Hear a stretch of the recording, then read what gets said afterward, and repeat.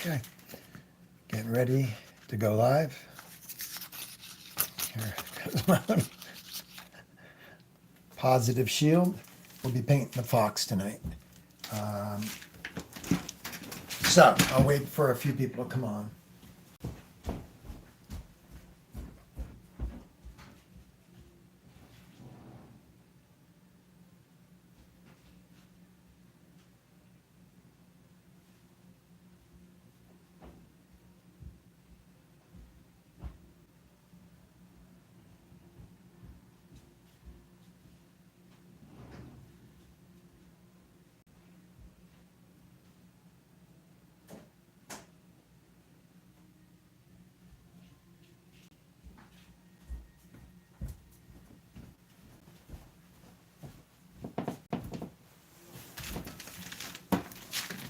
Okay, just going to wait a little bit here for some peeps to come on, and then we'll go from there.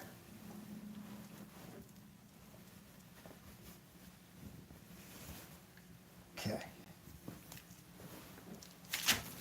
I think I got to get a new chair because this pillow on the chair, it's a nice artist chair, but it's needing a pillow on it. That's what I'm doing right now, throwing a pillow on it with a old paint shirt so I can be more comfortable. Good evening, Dave, the Bug, Gregory. Good evening. Love the name. The Bug. I bug a lot of people. I don't know if that's what you mean. Welcome on board.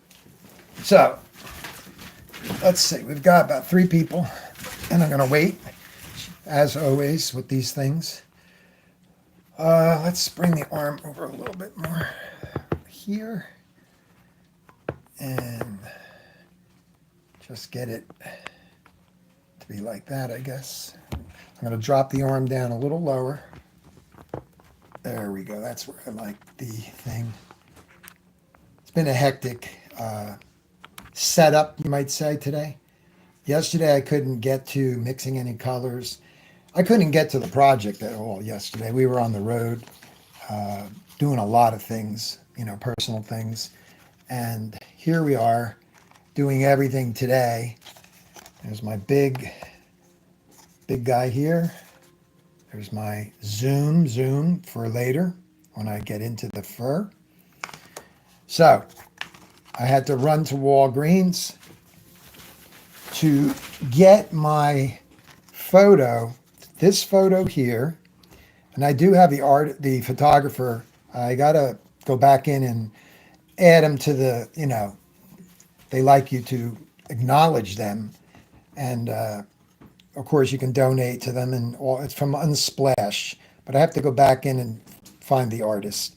Anyway, you get the picture of it at Walgreens, and it's like something didn't look right. So I went on the phone, the cell phone, and went into my photos, and all the colors on my cell phone were much like you could see greens in here. You could see, and I kind of thought that, but that's too dark. It's just not a nice color.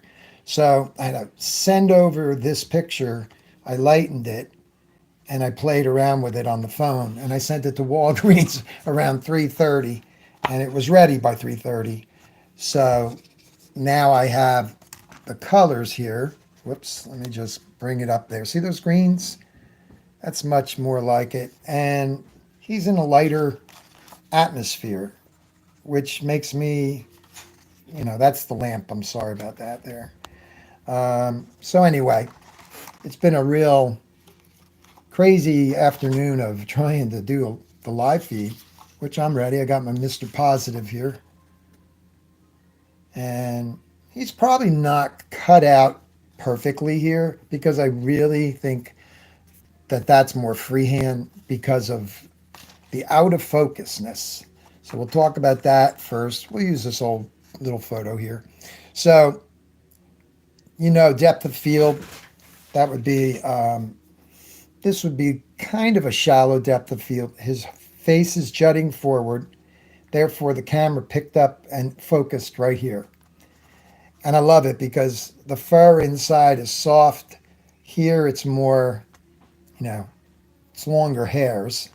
The nose is a snout, right? There's real short texture area. Let's look at this one. Okay. That's later. You know, it takes time to get to that point. But by blowing these things up bigger than what I was working on, I can really see what's going on in the eye. Look at the eye. I mean, he's got trees, sky at the top, reflection. It's not just white highlight. It's beautiful. There's like a landscape inside of his eye, and even distortion, like things going round. I love it. Okay, the fox does have very, very stiff whiskers. They look like they would probably not feel too nice if you compared to like maybe a cat or a dog. I don't know. But anyway, he's a cute little guy. So I made a positive stencil to block out and start spraying in some background, start to find him a little bit. And then I made 3 colors, and I think I've got this last one. I'm going to call this number, what do I got? 2, 3. This is 3 colors mixed. So I have 3 colors. I don't mix when I'm doing a video. It takes too much time because it's back and forth. First you get the value, then you got to tweak it, then you got to get that, you know, the hue correct. So anybody that's watching this that does not pay attention to color theory, they're newbies. Or maybe even like me, when I was a young artist, I didn't pay much attention to color theory. My wife knew a lot about color, and she would help me in the sign business and stuff and tell me, no, a little bit more of that, a little bit more of this, add that color, you know, to make flesh tones and stuff. Anyway, let's get busy painting, and I'm going to bring this in a little closer here. And there we go. There he is. So on the back of here, so you can see this is Blair Synthetic Paper, which I switched from clayboard. It's not that I'll never use clayboard again because I haven't some inventory of it, but this is my favorite now because of what you can do. For example, you can use the wooden dowel when the paint's in that time frame where you could still etch out, you know, scratching the fur and things like that. So the drawing was from the photocopy. Pretty dark photocopy, but it doesn't matter. And he's been, you know, you slide the graphite paper. This is just for anybody that doesn't know how I have the image on there. You slide the graphite paper under, and you just follow around the outline. And in this case, you can go in and you could put in, whoops, that's not lined up. Yeah, that's lined up. You can put in some darker areas right here. It's going to be darker on the thing. You know, there's some loose hairs there. And capture the image there. Okay. And I can even go back while I have this, as a matter of fact. Let me get the circle template. And let me get a stronger pencil. Harder lead, you know, this is a 2H as opposed to the softer lead, graphite, that, I can't see this too good here. All I'm going to do, this is lined up, so I don't have to worry about, you know, landing in the right spot. But I think I'll probably be better off, because the image is there, I'll probably be better off just going to what I have and doing that. So what I did so that this sticks, I don't use the metal and the magnets. I put 2 pieces of tape here on the back of the picture so that when it flips over, it will hold. I cut out the bottom so that those 2 pieces of tape will not be hurt by me flipping this. So let's flip it around. So now I have tape here and here, and I put it on here at a good height that I like to work at. Right there is good, I guess. But it's always hinged. The piece is waiting in case I need it for a stencil cutout or whatever. Okay, so I'm going to be using the Micron, and we'll be working on the green area first. The so-called green area. Disregard the little things that I use there. They are my little puzzle. I didn't do the first. See those things there? They're for me. I'm not teaching color theory. Basics, yeah. But as far as the Drew Blair stuff, that would either be a private lesson with his permission, meaning I would be paid to teach that privately on Zoom or in person. I don't have a studio. I don't have no place to bring nobody anymore. I used to have a store. Anyway, so I'm not going to teach that.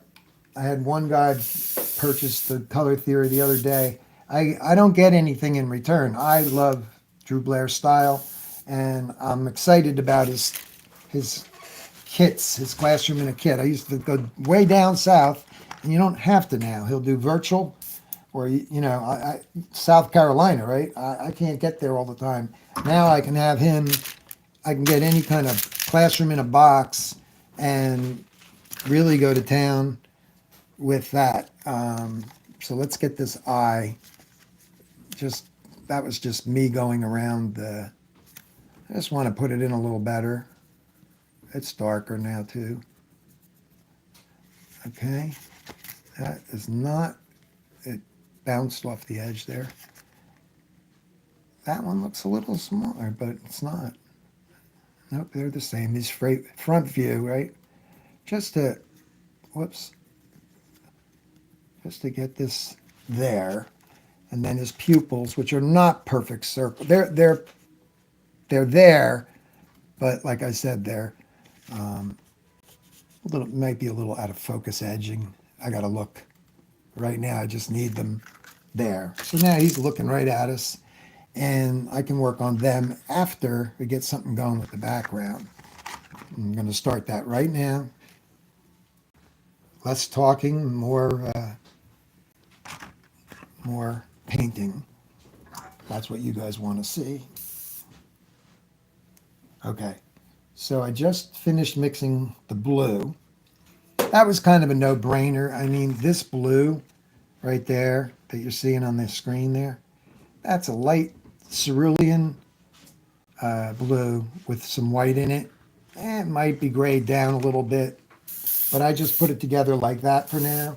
Grayed down means, you got opposites that have to go in. I will teach basic color theory on here. You need to know red, yellow, and blue. You need to know primaries. You need to know that they make orange, violet, and green. So yellow into, think about it, yellow into blue, green.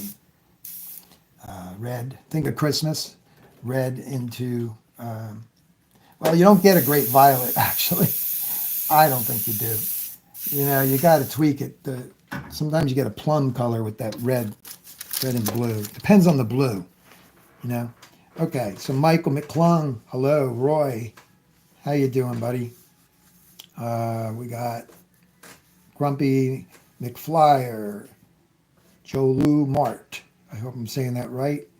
Hello there. How are you? Welcome on board here to this in-house studio live stream. Okay, trying to keep it on Tuesday nights for you, and keep it as Wednesday as a backup. So what I do is I have this on some kind of Bristol board so that I can bring it closer, or I can push it back, or I can move it around. And if I need it to stabilize, I can just get a little piece of tape. I got this nice new tape from Drew Blair. I'm loving this. It does not rip up paper. And I will show you an example of what I'm talking about in a second. Okay, so I'm just keeping that steady right now, but it comes off so easy. So it's called Del Tech. Okay, back that up. I don't know if you can see it. There we go, Del Tech. Drew sells it on his site, Drew Blair at School of Realism. And so, like, when I go my wife and I, we are at the doctor's a lot. We're 100 years old. So anyway, when I throw my little clipboard in to keep busy sitting in a doctor's office or something, just to pass time, I'll ink in these with microns, which are a fun thing to do, man. Really fun. But this tape, when you throw this in my art bag, this can get all like ruined. All these papers can get ruined. But this just kind of, it won't rip it up. It keeps them down and in place. So I put it in the bag and it's great. So I love it for a million reasons. But like Drew said, it was very easy on paper and you can see through it.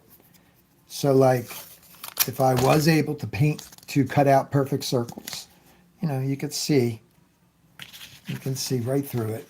So, but I'm going to use the shield for that. I could probably spray better than hand cut. So let's, again, move this over a little more. Okay, here we go.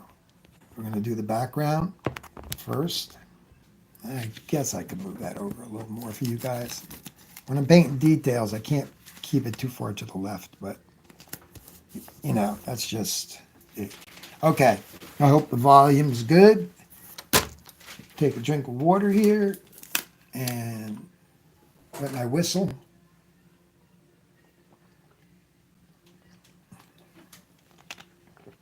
Barbecue chicken. Got thirsty. Okay. Here we go. So we're going to take the positive. We're going to have the small reference picture, which is probably a 4x6. And that way you can see something. That lighting is that's color correct lighting up there. And it is bright daylight. You can see true colors with it. Look at the blue and the white of his snout, right? As opposed to that blue, but you got to look for the subtleties. It's not even the same blue. But anyway, that's what that reflection is. So I'll keep that down and off to the side. So we're going to work really with this one. That's off to my side. But just know that I'm going to at least let you see this a little bit because this one's too big. So I keep that off to the side. And there's another good thing with the purple tape. I can take this tape here, put it right on the photograph. It won't hurt the photo. Keep it off to the side because the photo's curling. It's fresh off the press. So it's not flat like it would be after a while sitting in my archives of many photos. So I just keep getting photos from wonderful photographers, and I go to town, build them up. I wasn't going to do him. I was like, this is a very involved one. At least I wasn't going to do him tonight, but I went round and round and round and ended up doing it. Okay, so let's get this started with the green. Kind of like my eagle painting. It's almost the same kind of background. So I could just kind of hold that down. Remember, it's in a, it could drop very easily, right? Because there's no magnets holding it. So I want to just make sure the ear and the back of him up here, yeah, he's good. He's good. So I can even use a little blue tape for that, purple. My hand is blocking everything right now, so hold on, guys. I will try really hard to let you see what I'm doing. So that's a good thing for this right now. Again, it's not going to be like masking tape, but it can allow me to and I can hold that down with my finger or a stirring stick. In this case, I'll use my finger, or I could just do something like this. And when I paint on this side, I'll just move the tape. There, that's good. Okay, so here we go. I need the green. There's my mix. That's what I came up with. Looks very military colors, like very flat.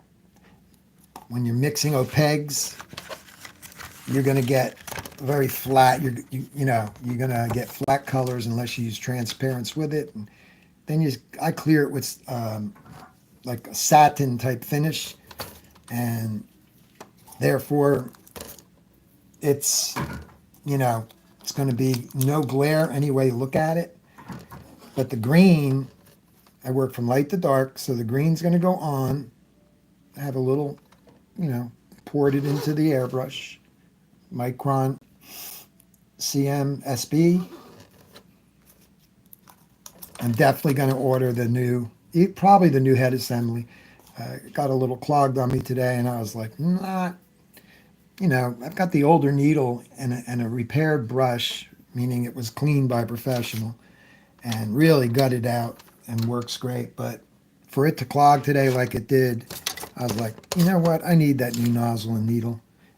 So I'm just looking for my handle. Here it is. I like the handle on the airbrush. Had it off to, it was trailing, and trailing is when paint comes out when you don't want it to. So let's take a piece of scrap, keep the background as clean as we can for Mr. Fox here. Just makes it nicer. So I like a lot of white around my work, so it just keeps, I'm going to test on this paper, so I might as well just tape this down. You can't really see what I'm doing here. I'll just turn it a little. That's all. It's just for testing the gun. So I can probably do this to pin it down a little better. There we go. All right, so that's just a piece of paper that's waiting for me to spray the background. The background's in the gun. Here we go. Okay, so I'm seeing, well, I don't really have to worry about the green as far as, spraying it all over the place. If I don't want to waste paint, getting rid of some of those lines. If I don't want to waste paint, then yeah, I could save a little bit by doing that. But like I say, OPEG's cover too, so I'm going to leave the dark pencil marks. And I also have the picture on the back to help me give that bokeh kind of thing back and put them where they are supposed to be. Okay, OPEG covers, that's what we got to remember. Like a little smear there, but let me come in from this angle. We'll just kind of lift this up a little bit. I'm looking at the back fur, and I'm going to raise the shield. Okay, a little bit off the surface, right there. So I'm not going to let it hit right on that pencil line. Matter of fact, that pencil line can be knocked back. Take the kneaded eraser and just sweep over it like that. Self-cleaning eraser. That's good. I need to clean this up a little bit. Oh, don't crinkle. The Blair paper is not strong like it's strong, but it's not like clayboard, where clayboard is. Yeah, I just put a crink in it. What an idiot. Okay. So it'll be fine though. A little tiny raise area right there. Okay, here we go. So the shield's raised, right? Back valve. And I'm going to just kind of blow that up. Soft away. Soft edge. It's going to be a back and forth kind of thing where when the fur comes in, I'll have a little wiggle room there for erasing and getting the fur in the background to be out of focus, which you can see right there. Okay, so we'll put him there, and we will go after, it looks pretty sharp by the ear, so we'll just put it in. There's a little circular spraying when you do the camera effects, you could do that if you want. You can bring the dark in all around it. Let me just kind of mist over everything, because there's going to be a real dark in a little bit. but I want this green to be its full strength. So I'm going to paint it in. Try to work around those guys just to see where they land. Okay.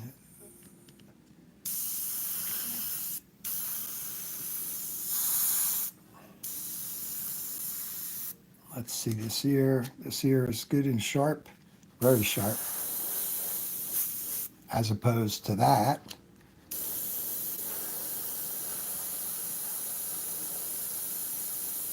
Oh, that's not green back there, so I gotta be careful.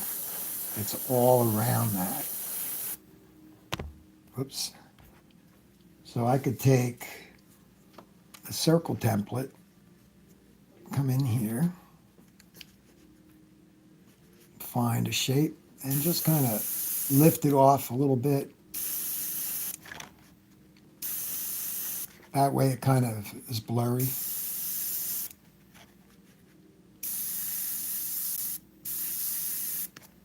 So I save that area, the white of the paper, and I'll do that to this area too, on the right. Just take this shield, find the circle, and raise it a little bit, and just blow the color all around it. They do, well, some of them turn green. We'll see that later. This one we're going to protect here. A sharper image. Okay, so I dirtied it up. I can clean that up with the eraser. Okay, along his body here, it's very, what is it? It's blurry. So again, I'm going to raise it up pencil line. This time I'll be careful erasing. Looking for my needed eraser again. This is not the good one. I think this is Faber-Castell. I love Faber-Castell, but their eraser stinks. If they have it this way for a reason, then I don't know. I just know that it's too soft. It's too like, it should have strength to it. Like Prismacolor, I think, is a good one, or General. I'm not sure. I shouldn't say, because I don't have the name on here anymore. So I'm not going to say which one it is. And I got to buy a couple of them and find out again, which one is it? So I take that back, calling out this eraser. This is a crummy eraser, but I don't know. It's not supposed to do that. That's a bit much. Self-cleaning eraser. Dan Mayer, hello there. Mayer or Mayer? I'm not sure how to say your name. Air Todd.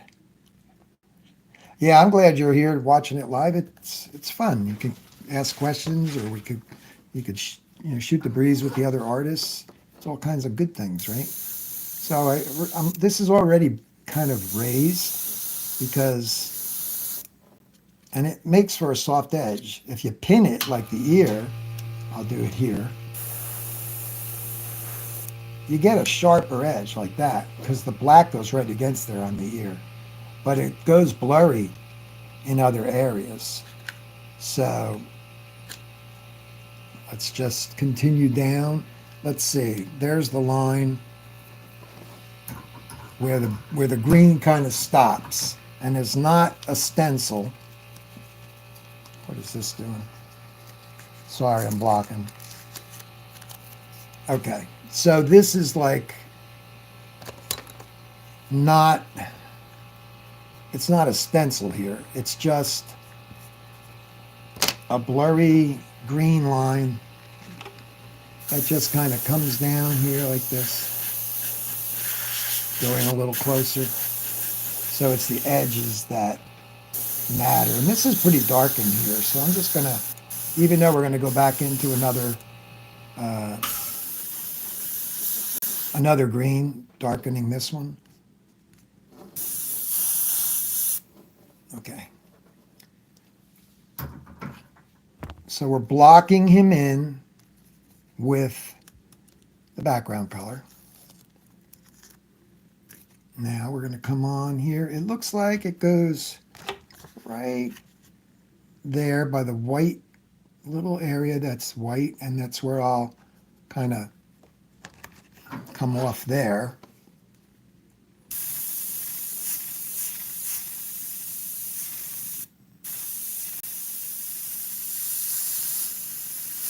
Real dark here. Air dry it. Pre-mixed opaque paint. Yeah, there's no little circles, bokeh they call it with the camera, I think. There's no circles there, so I will just kind of let it be real dark over here.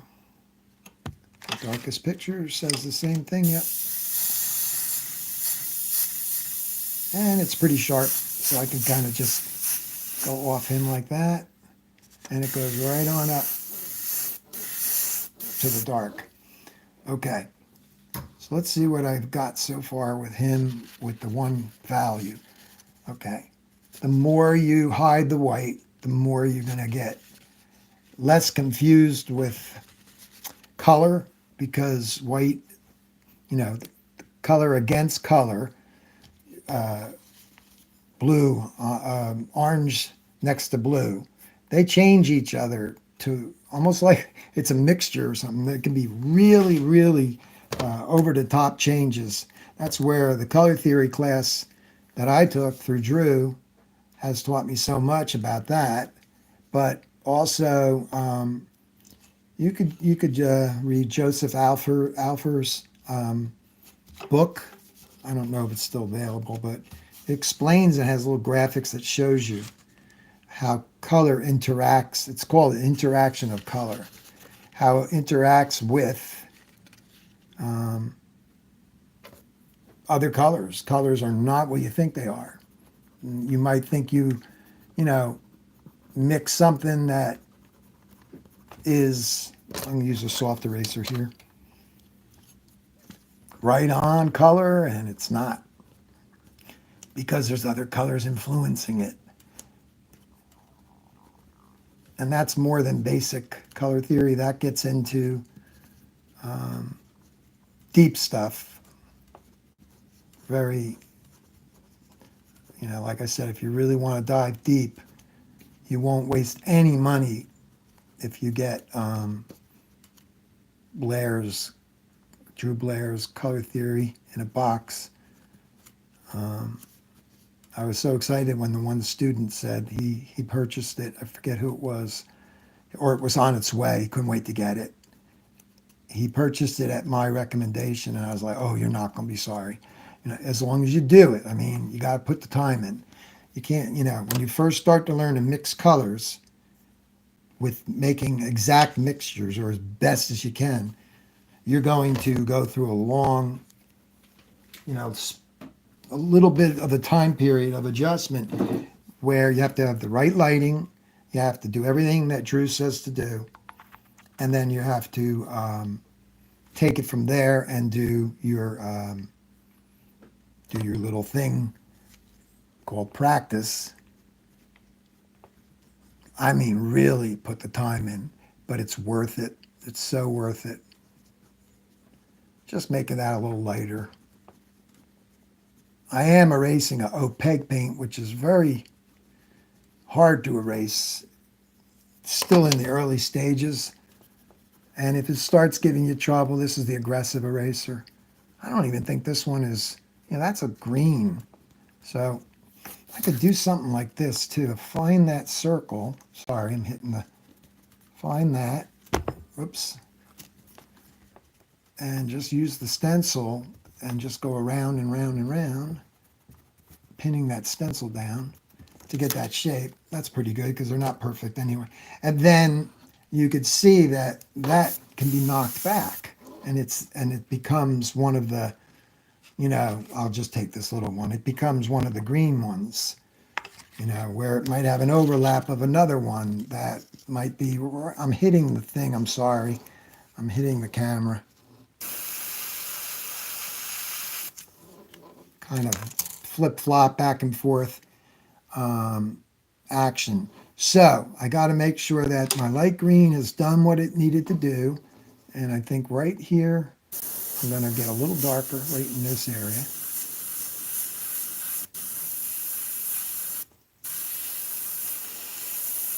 Across the top, because it's going to get even darker there.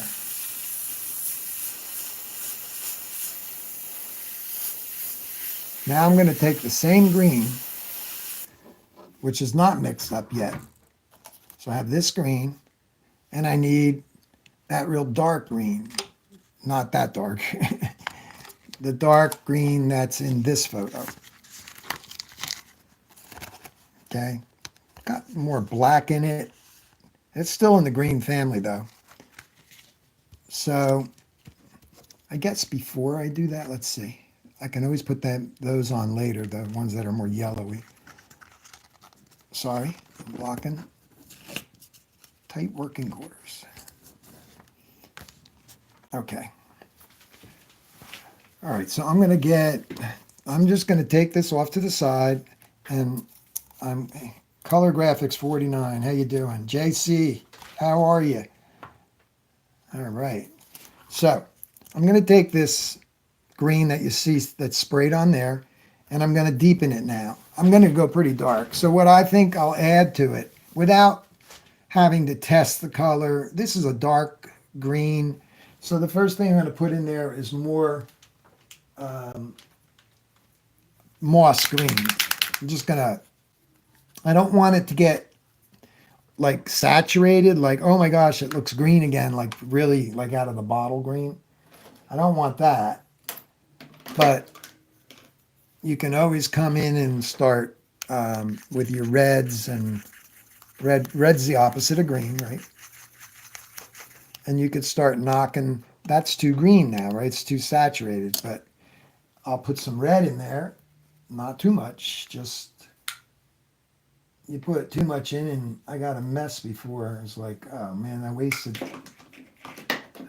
this color. This color turned ugly on me. Still can use it to mix into something, but can't use it to, so I've got red on the toothbrush. So now I can come in here and stir that red in, and it's going to kill some of that green. But to put drops in here, drops go a long way. And my bottle, I was squeezing it too hard, and man, it just killed the color. So I'm neutralizing some of the green. This is just basic color theory at this point. And now I'm going to add, let's see, I'm going to add sepia. Sepia is super dark, like a greenish brown. I'm not exactly sure, but I'm going to put 2 drops in on the side. Watch it go darker. And then know that it's nowhere as close. So it's time for some black. And again, when you're mixing colors, whether it's opaques or, you know, 1 drop with this Createx stuff, test things, because a drop, 1 drop or 2 drops of something can go too far, you know, especially with the little bit of paint that's in here. Okay, we're getting darker. How dark I want it, I think I can add another 2 drops of black. And I could test it. It's got to be dark enough to make it look like you're seeing there. I'm going to put more red in. Just a little bit. Again, with the paintbrush, I'm seeing it, you know. I can even see how it is by spraying a little bit. This is kind of mixing, you know, just like you guys all mix, just there's no real testing the color. I'm testing it visually because I know it's that green that I made originally. And I could just look at it on here. You see off to the side. That might work. See? I don't want to go. I still want it to be in a color. So, looking at that, looking at the reference picture, which would be this one now. So I'm going to bring this over. It's got this area. Okay, so I'm just going to hold it, watch above the ear. Let's see if it's going to do the job. Yep, I'm pretty happy with that. And then dance around a little bit and make some shapes that I'm seeing. Do a little circle here. Connect. And I'll do one more area right here. And we're going to look at it. So we're starting to get the results right in here. Again, I'll let this flop a little bit right there. But by the ear, you want to just spray on the stencil mostly and darken it right in there. So now you have the light color under the dark color, but it's not black. You can always add black later if you see it to be darker than what I'm mixing, but it's better to go in stages to get where you want to go. If I feel this needs some black on it later, I'll put it on it, or sepia, or whatever, right out of the bottle. That's another nice thing about spraying,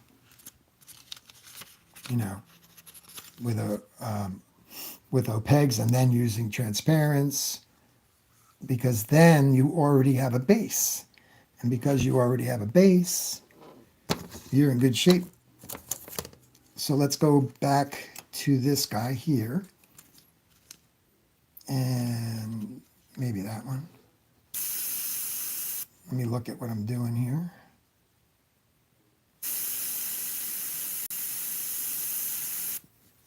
Yeah, that's good.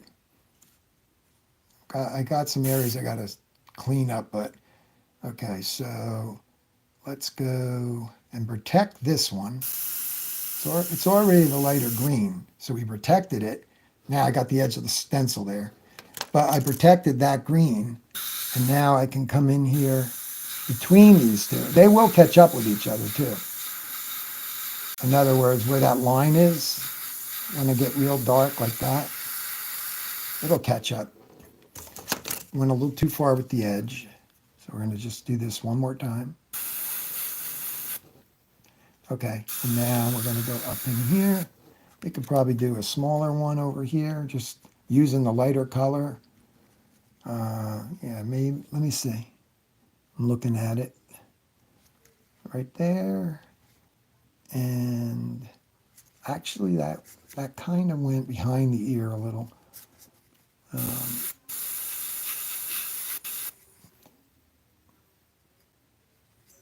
I'm going to go,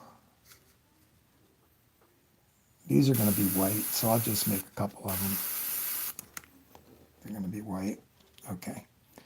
So now we're going to just kind of put some green in here and leave a little bit, this is freehand, just leave a little bit of, test it on the side. Just kind of dance around, make your own little weird shapes.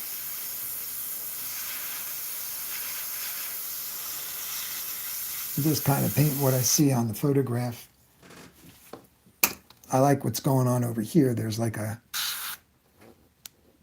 little circle here that's smaller, right around there, right under. It goes kind of like that. I did it again with that.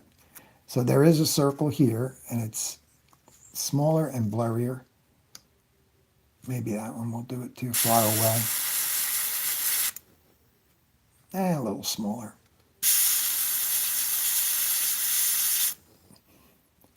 And then it's got this neat thing going on right here. Goes right on up.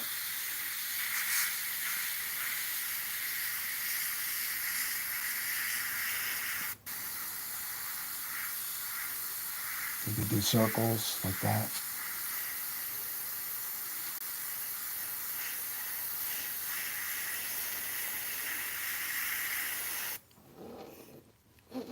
Kill that Mickey Mouse there. There he is. There's Mickey. Here's what you could do with Okay, so it's going to be dark here, so you could actually fool around. You can't really ruin it. You can make your own little Mickey Mouse there.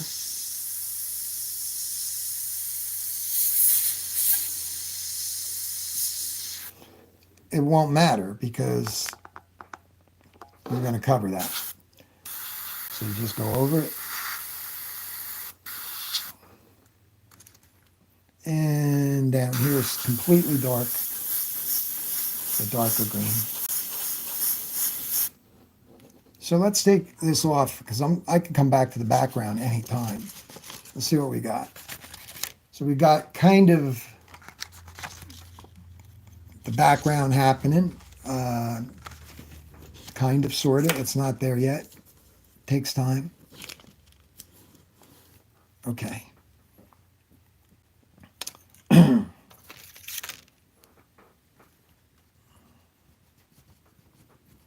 This is going to be like a blue gray. I don't know why, whoops. So I'm going to erase this like a hard edge, and then I'll just come back with the same color and soften it. Okay, so I need that off of there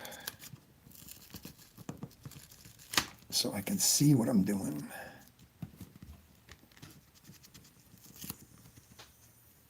Okay, that's good. So this here still has a soft edge, but I'm kind of making it a hard edge by erasing. But I need to clean up. This is a dirty eraser. It's not helping me.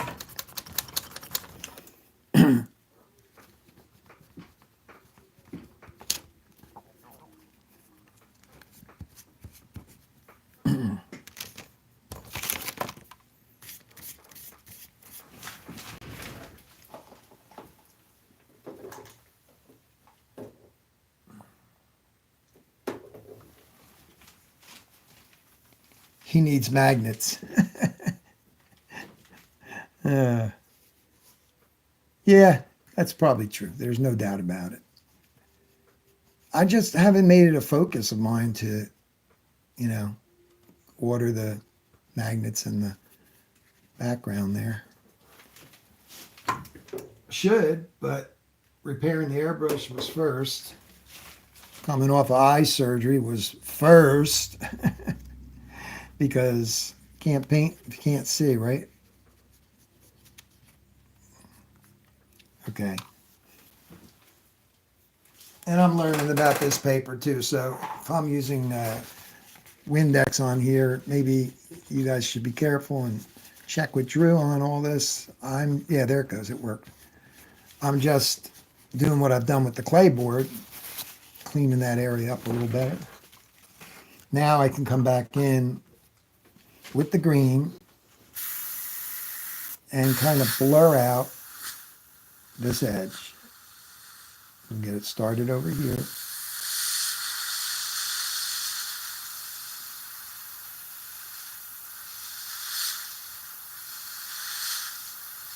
That's where it's going to meet that other color, which I'll put in the gun right now. Let me see.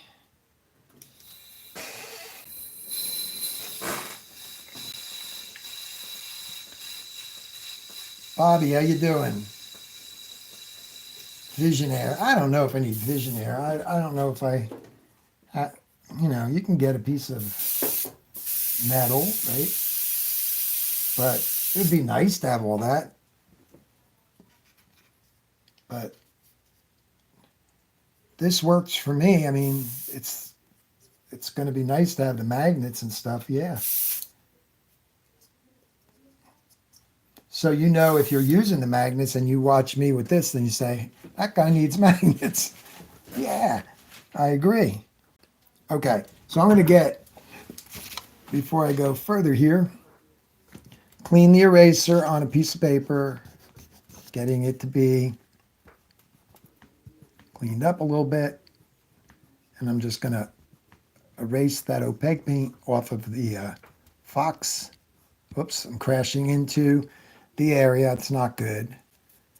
That's not good. It's not ruined, but it's just like, and the smudging is because of the eraser being, you get a brand new eraser.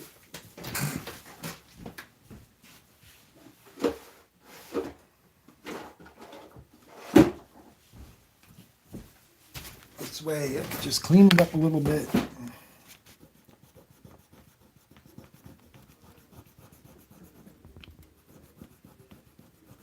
And then the eraser gets immediately dirty again.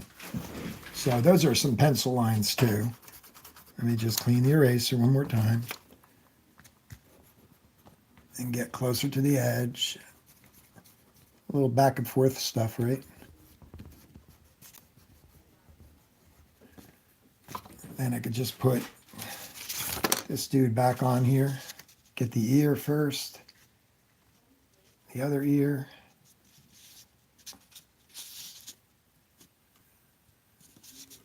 And just hit that one more time. I hope I have a green in there still. A little bit. Nope, I dumped it. Gotta fix it. So, see now, if I had a magnet, that wouldn't have dropped, right, guys?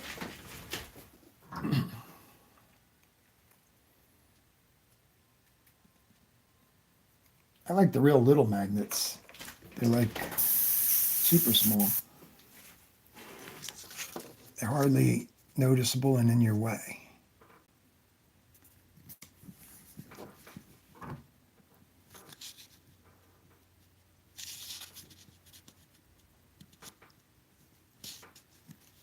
Back in the day, before the magnets, we would use just cut out little shapes inside of the image, and that would give us,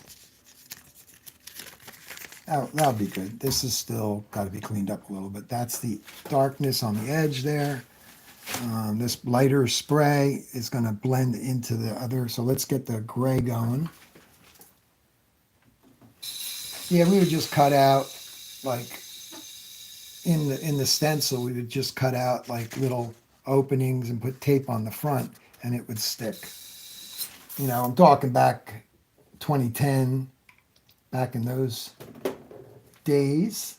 Visionaire came out after that, way after that, I guess.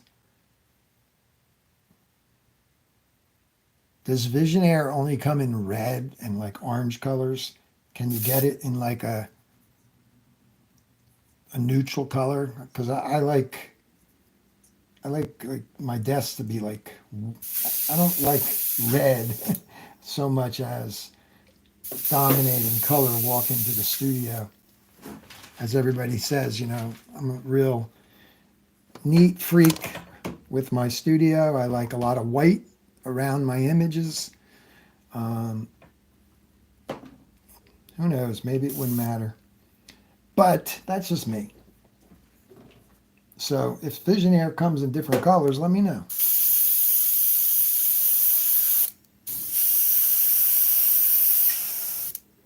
Scott McKay, Steve Leahy, they've got great setups. Unbelievable setups. Okay, so here's my, wow, what a crazy person I am.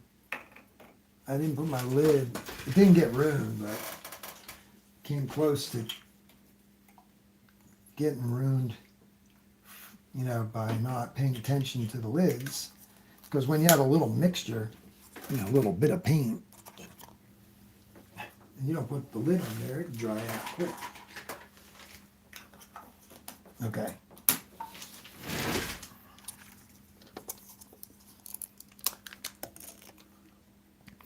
So this is my color for, believe it or not, the ground over here. I don't know why it's blue. I just paint what I see. It's pretty.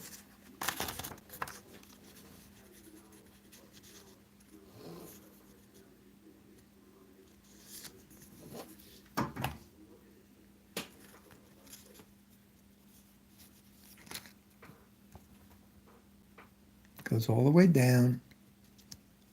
And then it has little violets on it and other colors that are added later.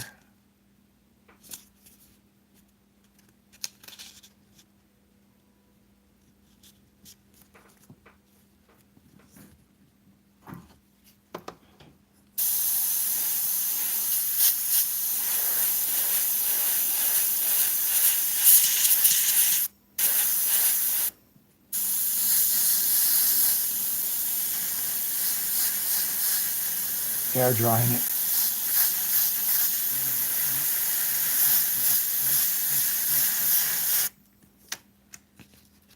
That's back there. Is it on the other side? It might be a little over there, but it seems like it goes away. It seems like it's under the tail. It's right in that little shape right there.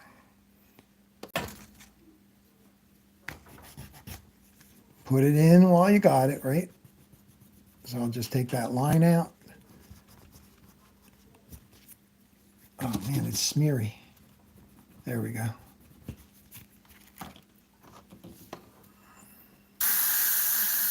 Too much air, way too much air. Volume, as you say.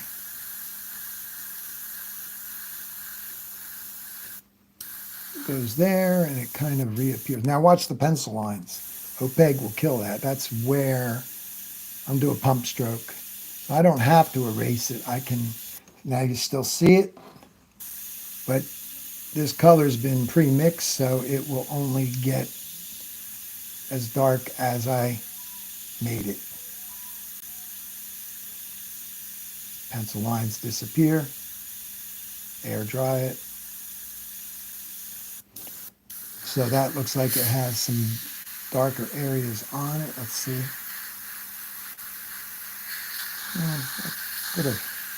I can make it like darks and lights inside there of the same color, where I didn't spray it 100%. Looks a little more textury.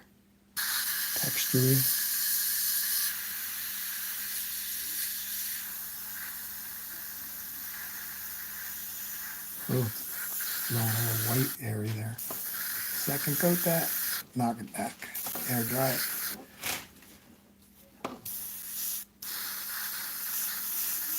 Yeah, I gotta remember, it's gotta dry. If I go too fast, I end up with overspray up here now. That's why you want to have the same color still available. Okay, so I'm gonna sit back and look at it, see what I got. Here's the baby picture. So on the lighter one, we're looking at the nose. It's like it's flat on the front.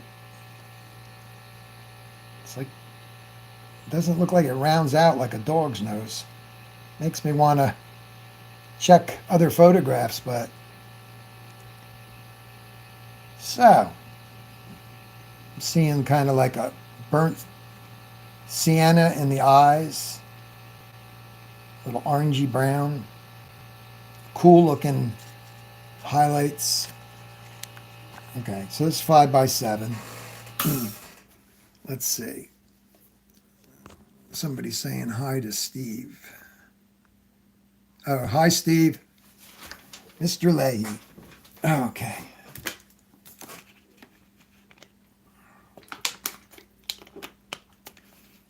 You know, remember, these are going to be the lighter, like look at that blue there. That's what they're going to be. It's crazy. That's the sky trying to come through. Okay, so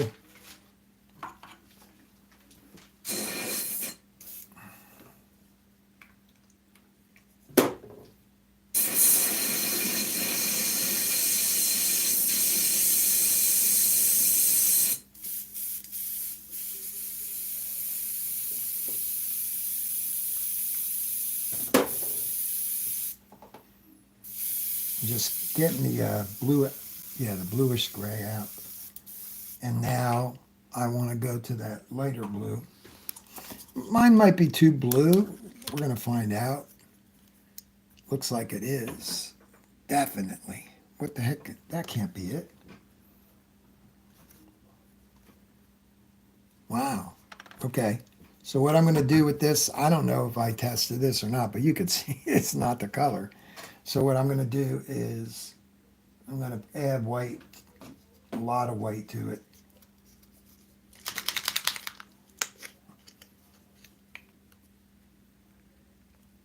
You can always knock up the saturation higher later. And I need a nice clean paintbrush.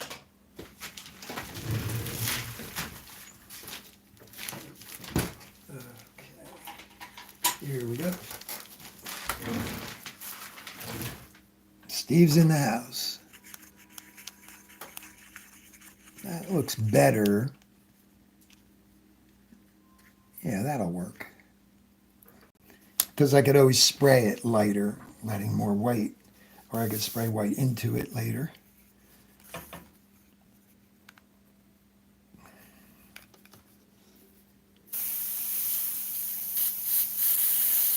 Okay, here we go. There. Some of them are hard shapes, so let's try it, see if we can clean up a little bit of, they're kind of ovally. I'm going to kind of freehand this. They're not, okay, gotta let you guys not see the focus went out there. I'm going to test it on the paper. There we go.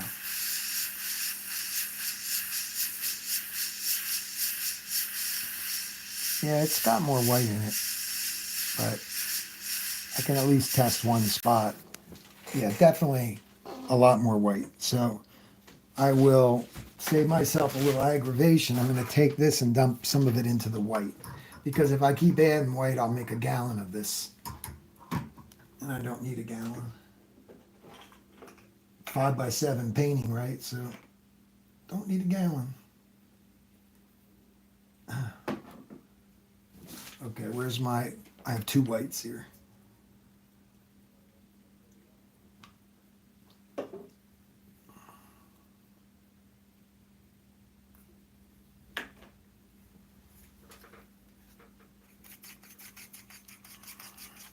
Yeah, that's good.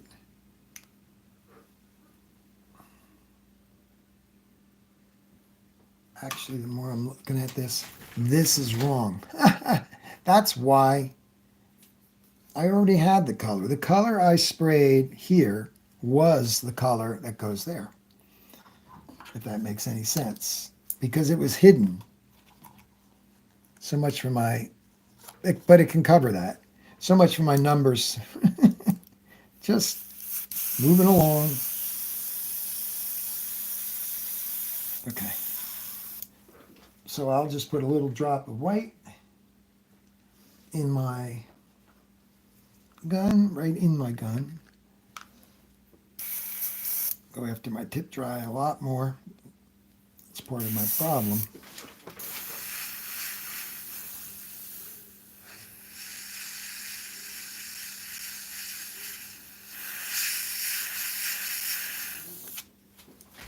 Yeah, that's going to be more like it.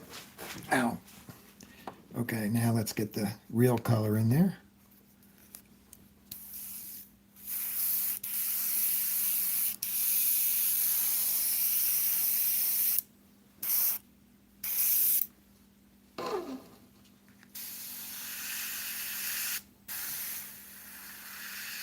They are round, but they doubled up and they started to look like ovals. So I could probably get something going here, like right here. I'll try to cover the green. I won't get a blue shift, because if I get a blue shift, that's fine.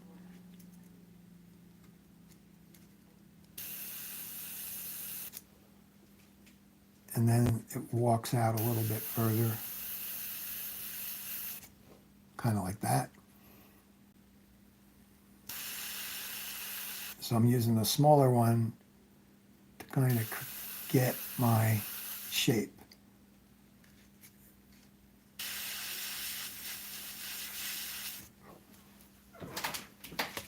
Okay, so that's what they are doing there. Let's see how it behaves over here. Go by the ear.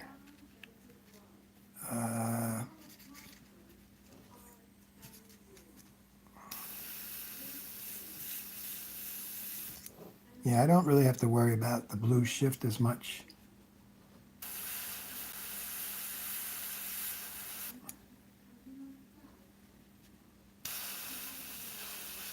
with some of the overspray, kind of make some smaller shapes.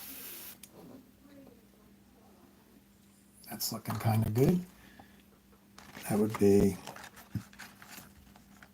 that kind of thing going on.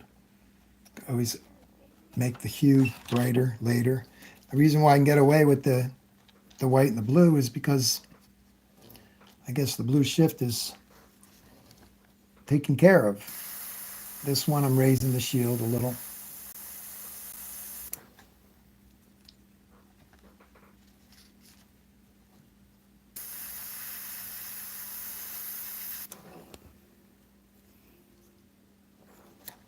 Whoops. Got to get around that arm.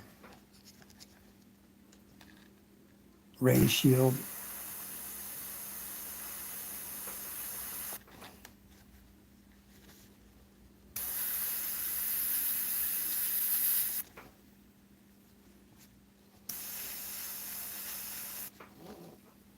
Okay.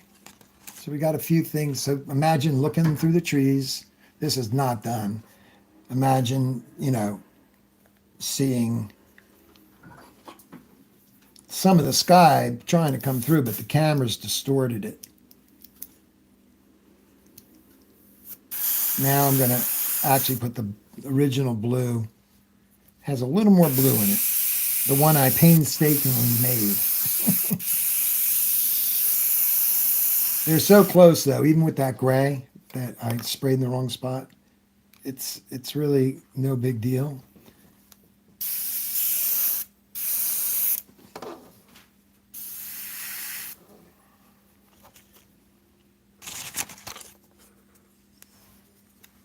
Oh, there's my smaller ones right in there. So let's just kind of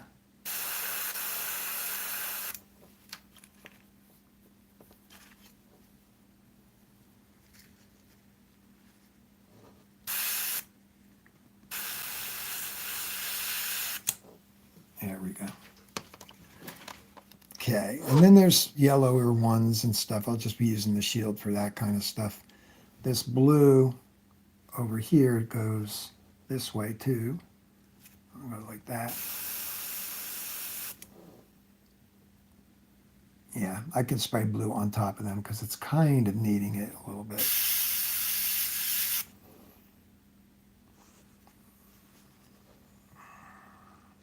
Spray it lighter here so it's more see-through. This one is going to be just a rim.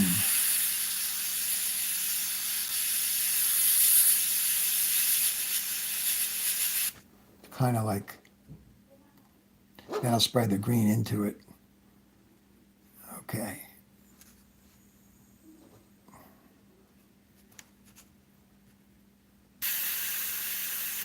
I'm staying off of the ear just to protect, get down there like that.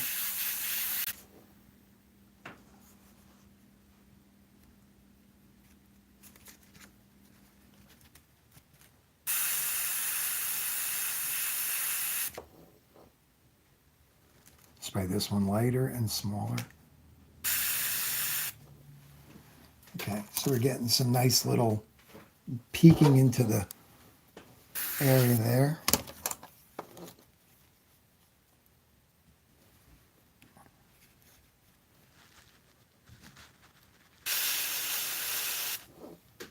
That's good. I like that.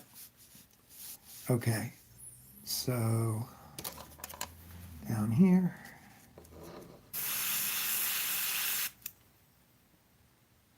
Some of them are attached, so just fill it in. All right, so let's look at this, see what we got here. See, on my cell phone, there's a strip of, I guess I can hide that. Let's see. Nope. Close. It's just, it blocks my view. It's got little things that you can do, but I don't know, they're in my way. So this has like a icon in front of it on my phone. So let me just move it this way for myself. All right.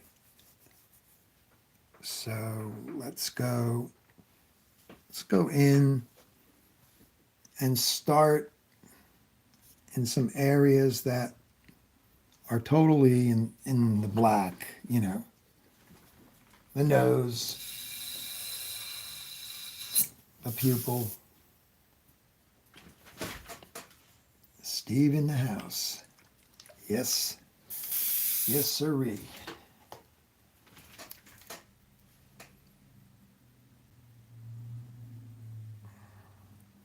Working on that Corvette. It's coming out really nice, which, do we expect anything less from you? Okay.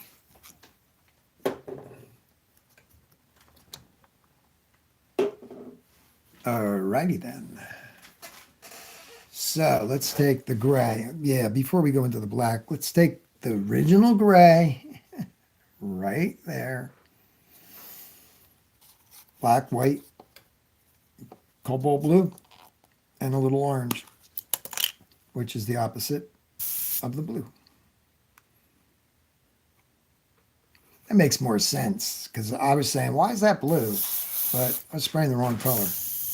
All right, so let's take the positive shield, bring it up in here, and do that grayish area over again.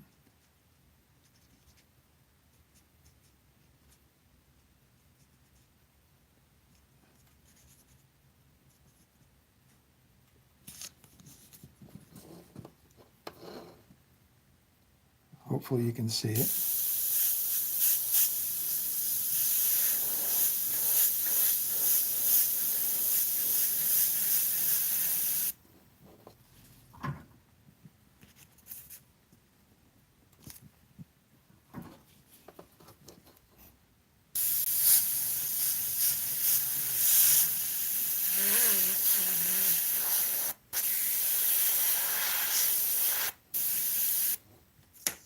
Much better.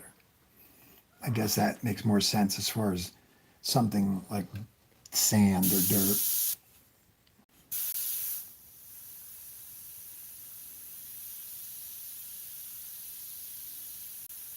Air dry that. Just freehand it in. And this color will look different when the other colors are near it. So you can kind of trust that.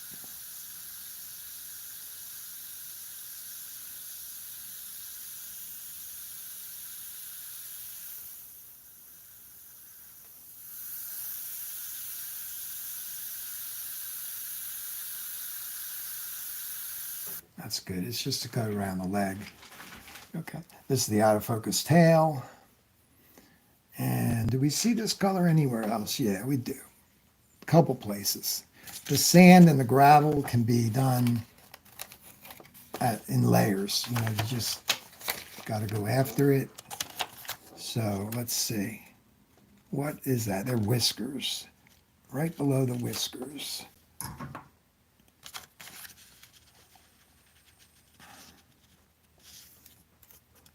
I could pretend I have magnets. There, I got magnets. Oh, I guess I don't have magnets.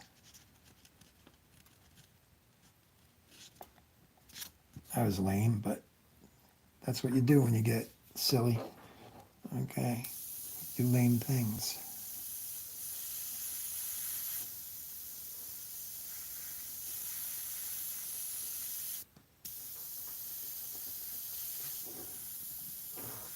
Oh yeah, it goes right here. And then it shows up in couple spots. Believe it or not, it shows up like a real glowing circle with browns around it. I guess that would be right here. Find the right shape. I think it's small.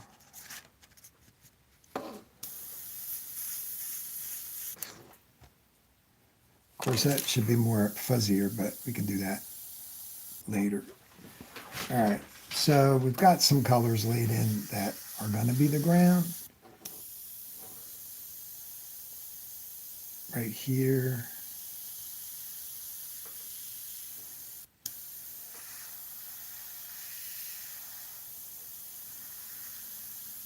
really should be doing, yeah, light to dark. What am I thinking? That's right. And then just spray the same color lighter, because the brown's going to go on top. So I can literally do something like this, a little mist. Nope, no more paint. Okay. All right. So now pupils are bigger.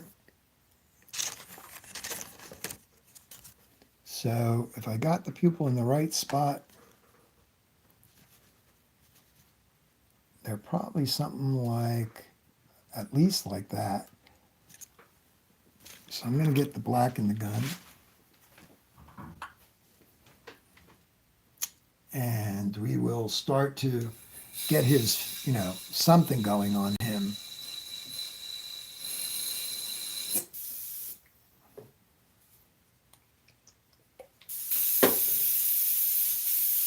I don't have to worry about too much cleaning here because I'm going to black, but there is a light color, so there's like a white in the gun.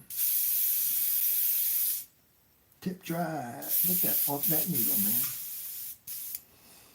So, remember last week I told you guys I dropped my, I don't know if I told you because it might have been afterwards. But anyway, I dropped my HP Plus. And what did it land on? Landed on the needle. Hooked it. But, hold on.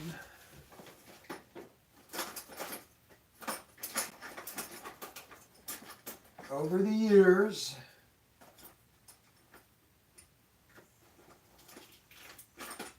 I took the sharpener, and I had a lot of needles over the years because I had the school.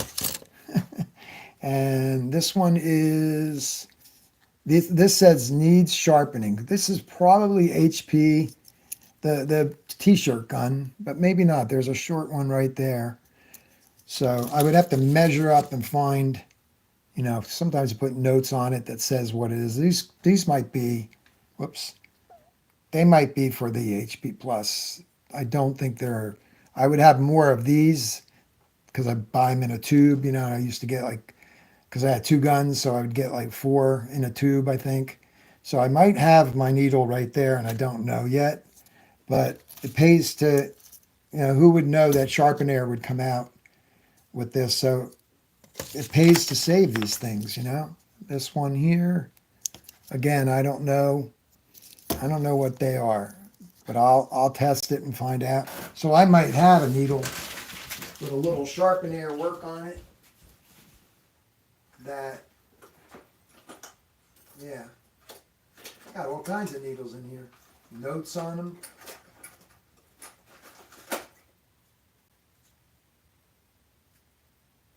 There we go. I have them. Okay, so now I got to check the condition. So they're not a tube. They're actually a little square shape that opens. And it says Awada Bear Air. Steve knows that company. He worked there. And it's HP Plus 2 millimeter needles. 2 millimeter, 0.2 millimeter needles. Okay. So that's probably them. Inventory from the old school. And that's wonderful. So I'll test and make sure, you know, if there's a hook on one of them, I have the sharpener. Back in the day, when I had ordered these, there was no sharpener. So I might be in good shape as far as getting those guns. Both of them have, I have 2 of them, and both of them have bent needles. So there we go. Alrighty then. That's a good thing. So that one looks, no, even that one's bigger. Let's see. It's time to just get the black out.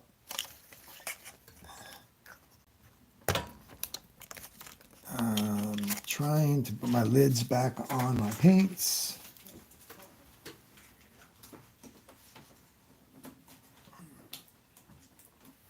Now when I'm painting alone, not on a live video, I would move along maybe slower. I would be probably fanatically doing things, which I have to do after, just paying more attention to even those little guys that have interesting things going on, like that one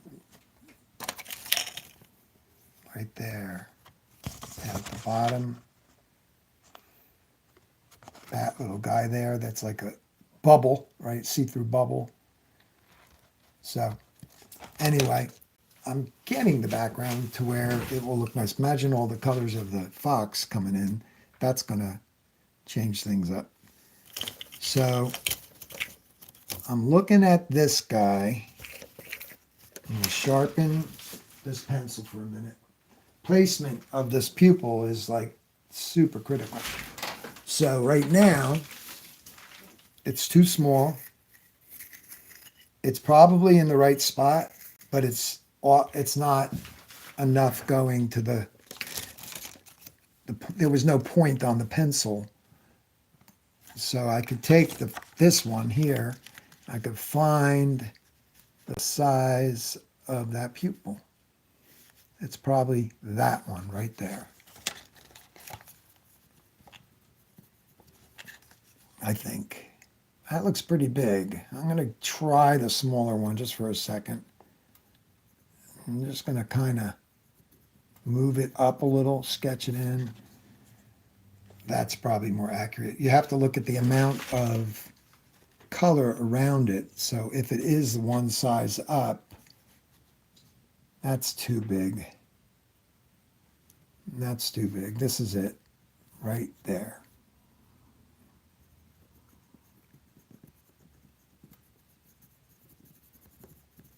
Just put the eye in. At least I can check it this way, you know? It's pretty big pupils. And this way I can erase it if it's wrong. I can erase the paint too, but why not get it right, you know? All right, so like I said, this is kind of edgy here. This goes that way, that way. I don't understand what's going on here, but I'm just painting what I see. My wife says it's kind of cut off like a pig's nose. I don't know.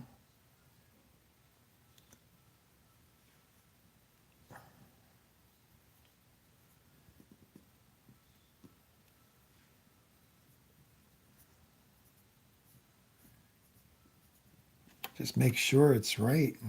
It sure looks like it's flat on the end. Paint what I see here. Okay, let me get the black.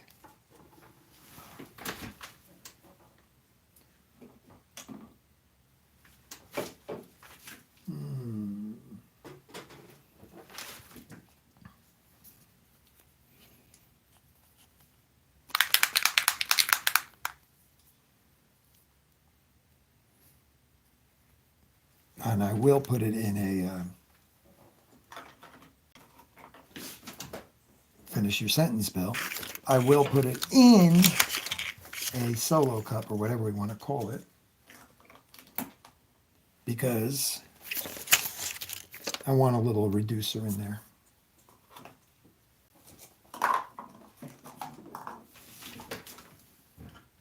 Okay.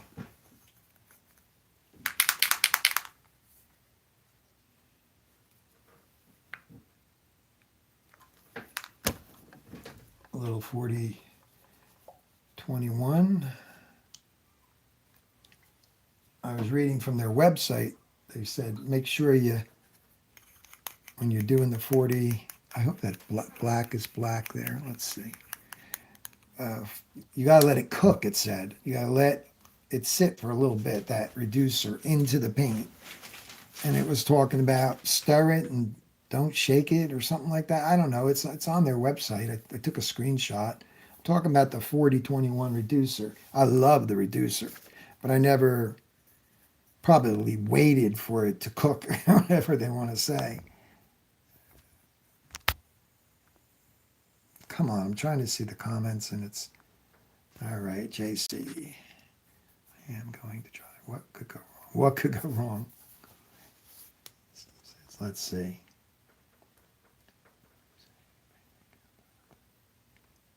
All right. Oh, Chris Garcia, I didn't know you were here. How you doing? Don't feed them after 10 o'clock. You guys have been talking. I have a sharpener tool accumulating dust as I have the luck of not having to use it. So I guess it's a good thing. Maybe not as prepared as Bill will do for me. But Bill but will do for me. Well, the way I look at it with that, when you are in trouble and you've got the sharpener, I think somebody told me, and if I'm not mistaken, it might have been Drew, or it might have been Dave Folberg. I'm not sure how to say his last name. I just dealt with him. But I think you can go about 7 times. I think Drew told me that. Seven times sharpening the needle, something like that. And then that's not good to go beyond that. So I don't know if I keep record of how many times I sharpen the needle, but usually if I sharpen one for a while, I'm not even going back to it. It's just there, and it just doesn't need sharpening. It's when you bang it against the desk or you drop it, miss the holder. That was rare that happened, but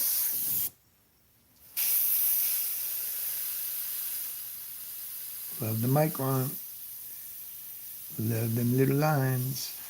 Okay, so am I happy with the amount of color that's going to be around that? I think I am. I'll just whisper in a little of the dark. It's already there, but it's going to get real dark.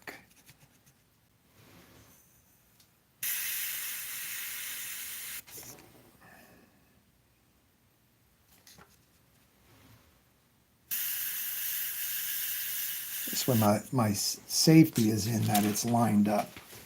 There's plenty around it for the color. And then you could take, this shield's wonderful too, because you can take it and protect the eye like that. Make sure you got the right one. That's a little small. That might be a little big. Gotta make sure. I think I'm gonna go with that one. Looks like it's a little big though. Hold on. Yeah, it is.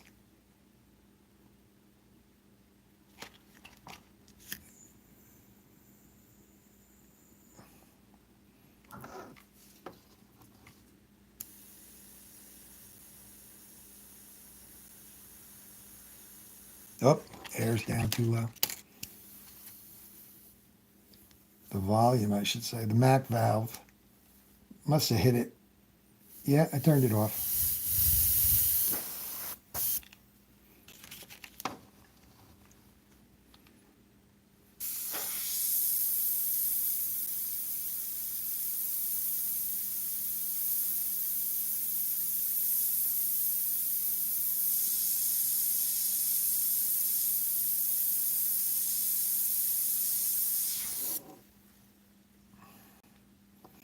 Wherever there's black, I can put it in because it's not going to affect the color, of the color around it.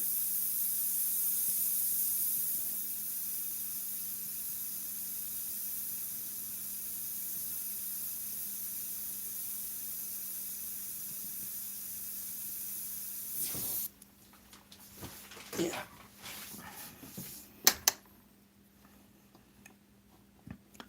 This here, okay, this is a good example of using a removal. It's a little too, but it's where the whatchamacallit goes, the fur. So let's just see if this works. Not really. This is good for fur and stuff like that. So I'll just push it with this. See if I can get that to go up a little higher.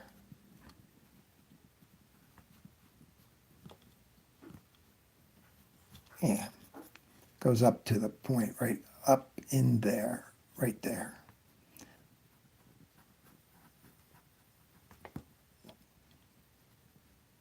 Yeah, it's still the fur there. And it's a little thinner, so I could just kind of take some of that out.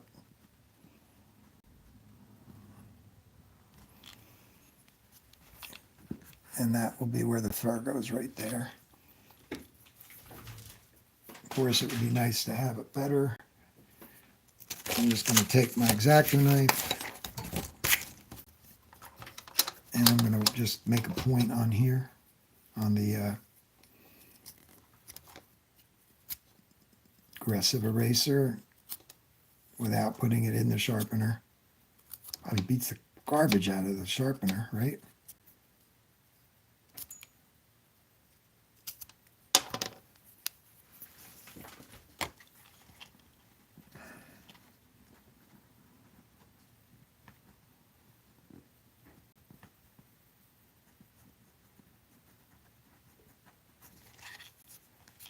That's nice there.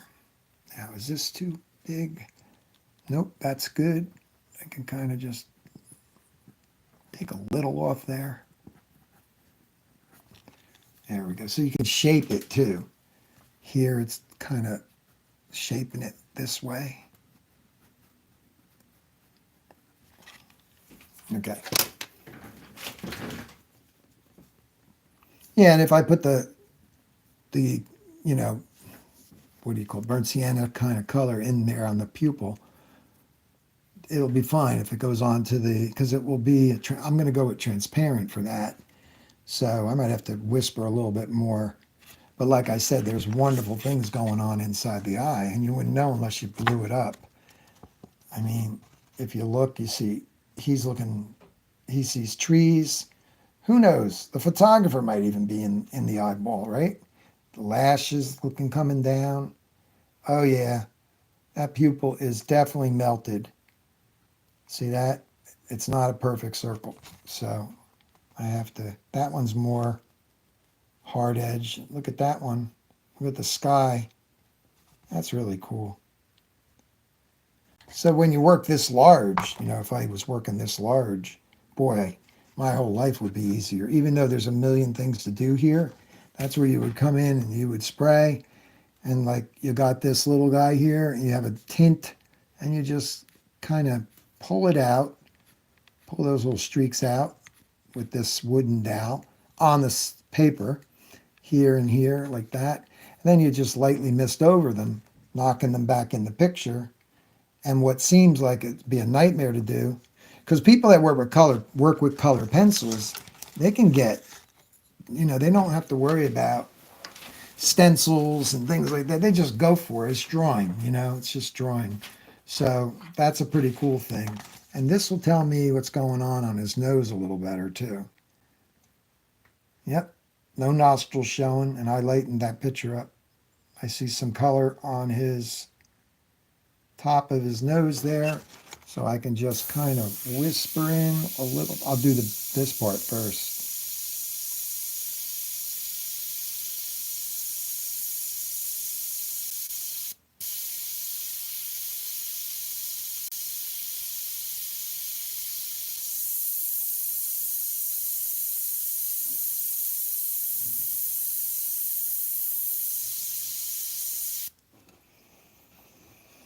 Yeah, that's what I'm saying. So paint what I see.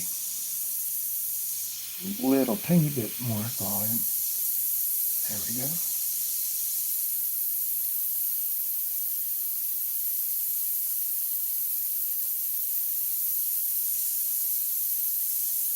That's why working bigger, like that's a pretty big area, but you can do your airbrush thing. I can. I mean, what Steve accomplishes in the micro world is amazing. But for me, I just worked larger and was able to swing the gun better.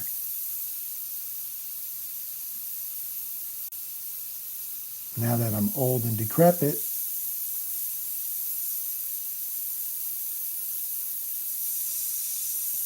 things don't work like they used to work.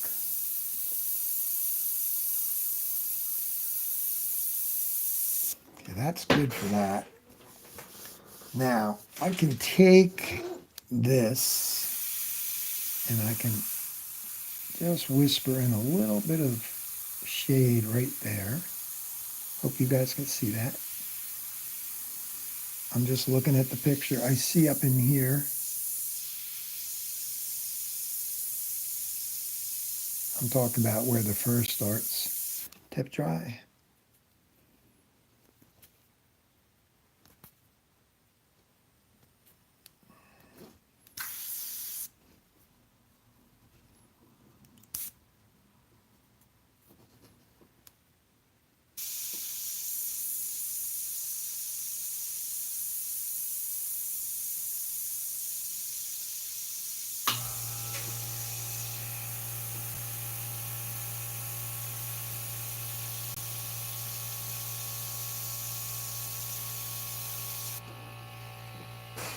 And looking at the bigger one, there is kind of a, let's see if I can get that shape. Nope, it's too round. So let's try something else.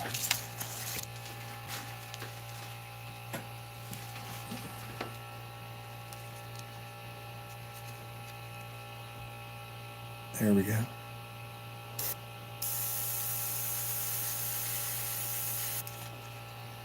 That's right where the fur meets.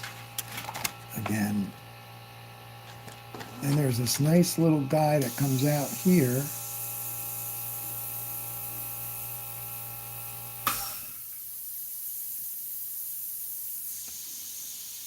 And it does it again on the other side, but it's a little softer. Well, I guess this is dark. Okay, so I'll just tint that a little bit, and we'll go from there as far as working that. What's going on this eye? So it looks like there's fur in there. So the black, again, let me get the, I'm going to take this shield, come down from this way, because wherever you're focusing on, that's two, that's it right there.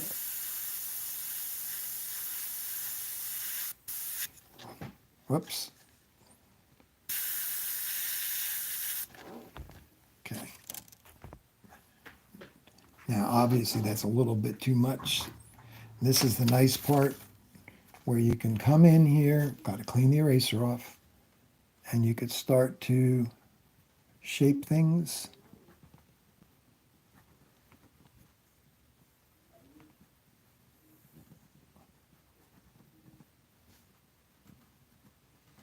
The fur is going to crash right into that black, so I want to have very little black really in this area. I want to just kind of put it in later. So I'll just clean that up.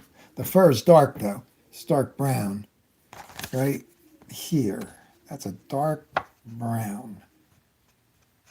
So you gotta pay attention to, what's really going on. A lot of people might say, oh, just put the black there. It's like, well, no, it's not the black. And it matters, it really does, because if you're trying to get it more accurate, it matters.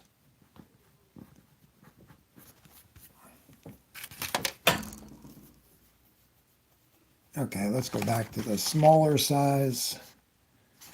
It's got some nice thing going on at the top, just like the other one.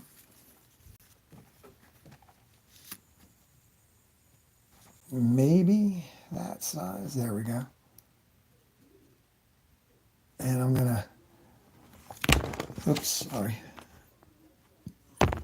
I keep hitting it because my hand's around the cell phone. I'm working around it.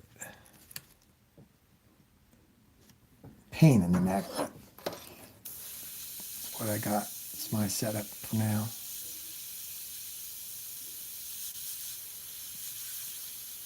Oops, went too far out. Just trying to use a pump stroke a little bit.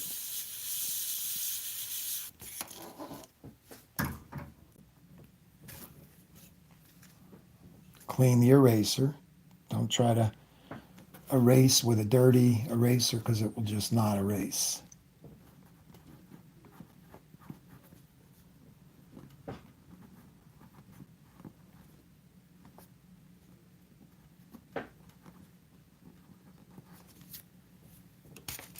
And then it kind of does the same thing where there's fur in there, but this kind of, a little more air, a little more volume, I should say. Right here, I do believe.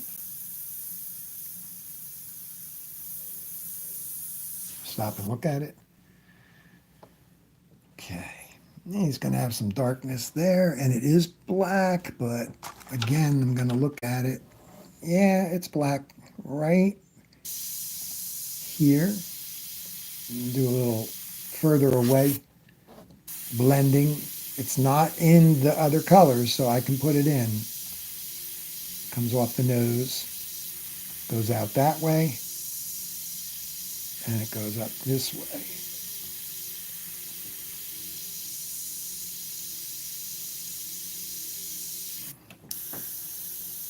Okay, and then it goes here, but I'm going to just put it in soft, so a little pump stroke, because I might want to erase there's little fur colors in there that just keep going. And this comes right around here like an edge.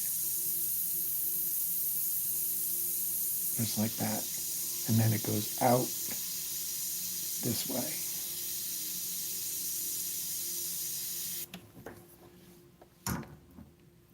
And then I can come back in here and reshape it.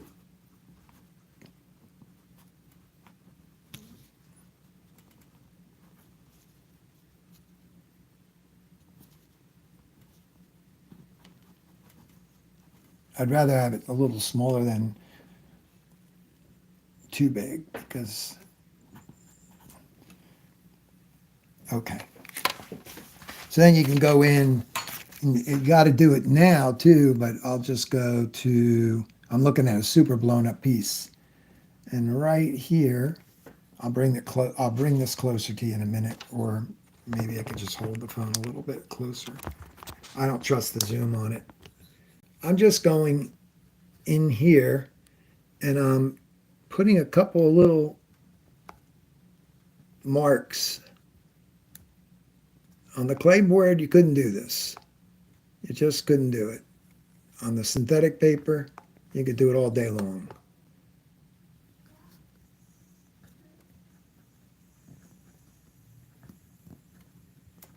It's little tiny things that I'm just putting in because it's a small painting.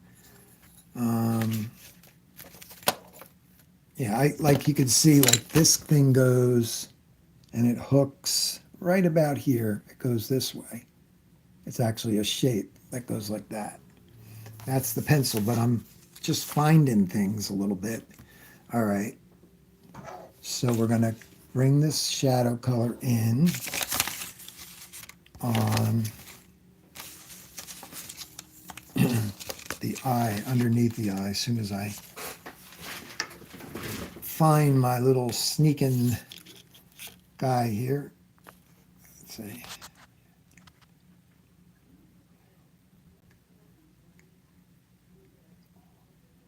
Yeah, Chris, you're right. It is all in the details. And that's fine because I love that part. So what was I working on? I was going to go, this looks black to me right here. Looks pretty black. I probably should do it in sepia, but I can start it a little bit, just whisper in a light shade. Sorry guys, I'm working on both sides of the phone tonight. Usually I'll just stay to one side if I can, but okay, so, oh, I'm sorry, this is the positive, so I need that part.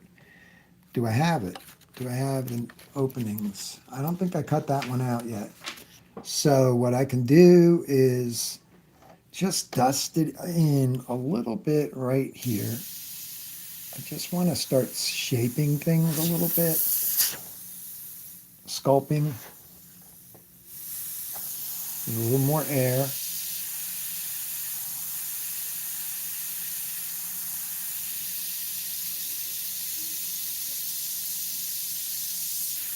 to see it happen, you know?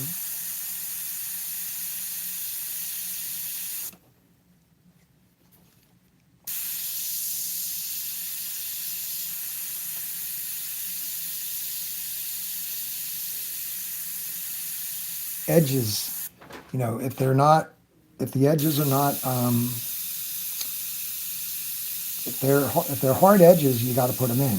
And a lot of people will not understand that the answers are in the photo. And that's the way it was too Steve, when I was asking you about the chain on the dog back in 2018, I think it was. The chrome, I made it look more like pewter, but I contacted Steve Leahy and I asked him, I showed him the picture. It was a commissioned portrait of a dog. And I was confused on what should I do to make that little chrome chain around his neck happen. And Steve said, look for the colors of the fur in the picture. In other words, put them into the metal because they reflect what's around them. And sure enough, that's exactly what I had to do. So I'm seeing that that might not be black. That might be black after sepia or burnt umber first. I don't care. I want to make it the right way. I'm seeing also that I'm cutting on an angle here that shouldn't be there. This kind of goes this way. So just kind of sweep it out. Yeah. There we go. And then this little bit here goes there. And it sweeps up under that black like that. And then more black comes in here. Right here.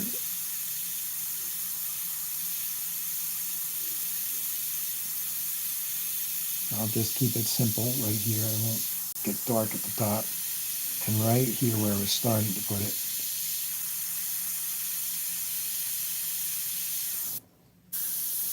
Because they are matching, kind of symmetrics. And I have to pull this away here.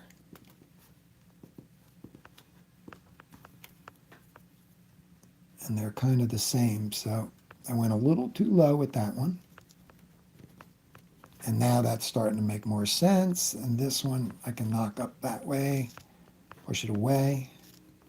And just make your adjustments looking at the real photo. Because once that beautiful fur color starts coming in, this can all be tweaked and pushed.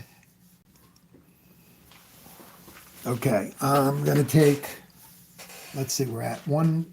Yeah, I'm gonna take a little burnt sienna and transparent, and I'm gonna put a little a paintbrush full of sepia in it, and I'm gonna make the iris color. I want it to be not opaque, so that's why I'm going after. I'm looking at the big picture, and I'm saying, okay, I can see that color right there, and it looks like it's orangey brown, especially. Yeah, both of them are looking like that. So it's a very small. The eye on my painting is very small, so obviously I will just mess around. I can always erase this out. I'm just messing around with a little bit of transparent and a speckle of, let's see. You know what? I'm going to put first I'm going to put the transparent in. I see that it could have a little blue possibly in the opposite sepia. I'm sorry, not sepia. Burnt sienna is in the orange family, right? And browns, and the opposite is blue. The right blue. You don't want you want to make sure your blue is, not cerulean. Cerulean is like more green, going towards the green side of the color wheel. Get a color wheel Don't paint without one. Understand color. Read about color. If you can't afford to buy an expensive kit, or it's not really expensive, it's an investment. If you can't afford that right now, go on the internet and read about color theory. It's all over, because you want to know how to make your colors look real, or at least more realistic for this style of painting. Okay, so I'm going to go with this couple drops of the 4020, 4021, I'm sorry. Just see. I will just see what this does. I don't want no opaque paint there in the eye. So let's try this. Here we go, both sides of the phone.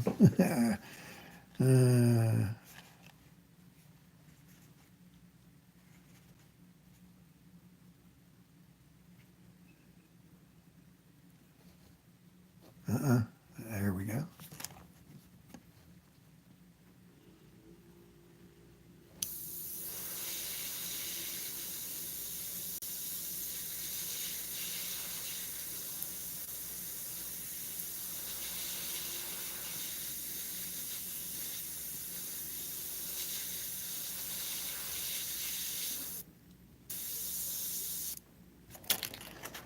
Good to get started, right?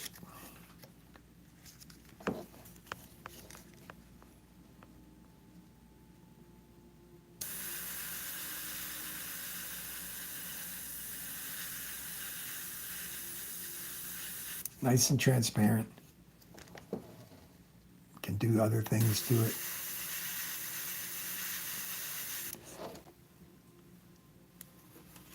So when you get your,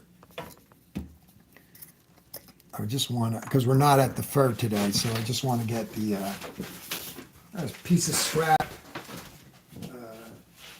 Blair paper.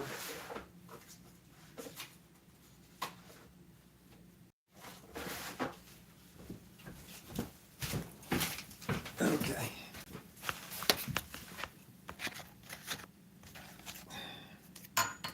So I'm just going to take that, put a little burnt umber in it too. So this is just transparent. Just another way to paint faster and getting things done quick and using the dowel and things like that. So let's just get some color in there. A little bit more. I'm reducing it more so it's kind of watery. A little more burnt. So this is just for a demo off of the picture. Okay. So we have this piece of paper here, Blair paper, scrap cut off of a painting that was worked on a long time ago. And I didn't know what I was doing with this paper until I started seeing results from many great artists like Paul McDonald and there's so many guys that are using his techniques that have excelled immensely with beautiful paintings. And I started seeing the results they were getting, and I was like, I wasn't getting those results with the clay board. No way.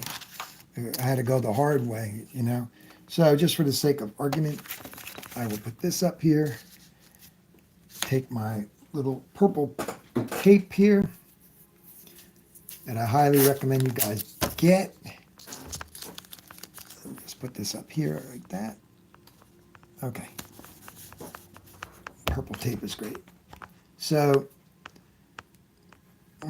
yeah, I'll leave it like that. That's good. So transparent painting, and there'll be a combination of that going on in this painting. It's not all mixtures that are. So when you think of, I can take a piece of paper for this. I don't want to use the synthetic paper for this. When you're thinking of what this color can be, full strength, it will get darker. This is transparent and darker. No way to really fix that either. It's just going to keep getting darker. and darker and darker, you know. That's, but in a scale of that darkness down, you got variations of the same, you know, like light to dark, right?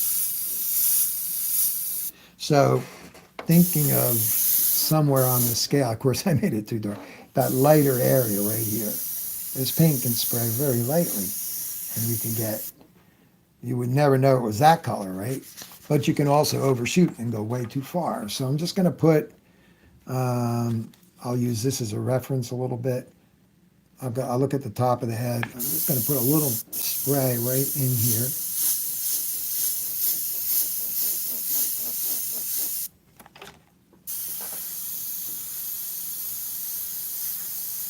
I'll just use this color for sketching out. Let's see, the other eye's over here.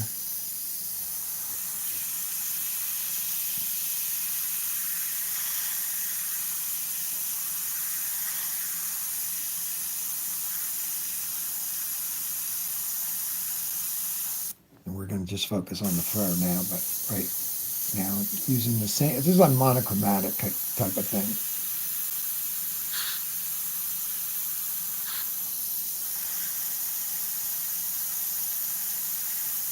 That's more like the pupil there. See, when you work bigger, you can find things faster. So you can come up in here. This is really black over here. And make it dark brown. And you just mist it over.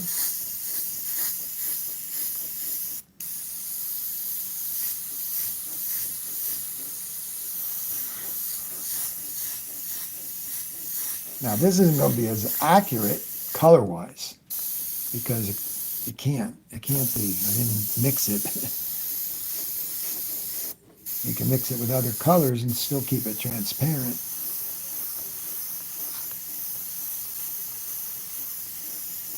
So bridge of the nose, and then it kind of goes like this. And it starts changing. It goes to a kind of a point here. And then it just does a lighter version of itself. So that would be that. And then the dowel, there's the window of time with the dowel where you could come, I've got to spray a littleit more down here. Just very lightly.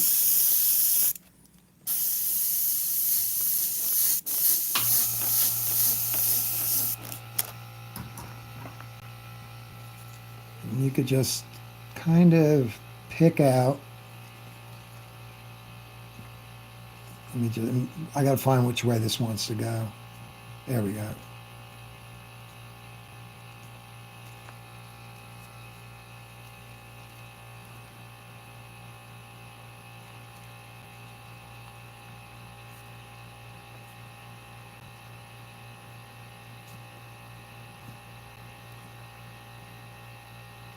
Exaggerated a little bit here.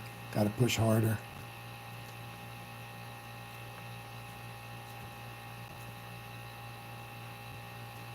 Yeah, it wants to go down.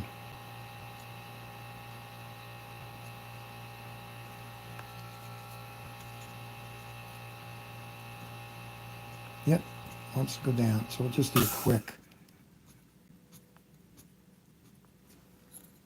So you can get back in there and you could do things with, I mean, it's tedious, but you could take your shield.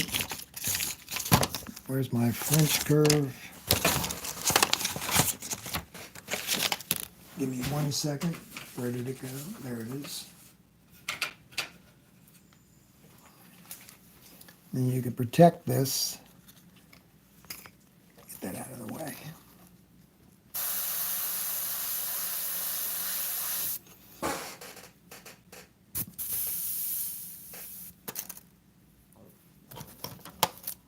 You can knock them back in, put a little color over them. But then you can start finding individual hairs, like this is the one with the rough edge, so I don't know if that's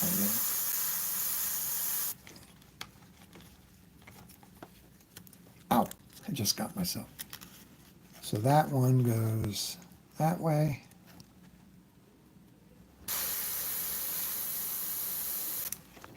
You're going in and around them. You can make freehand ones too, if you have a new needle.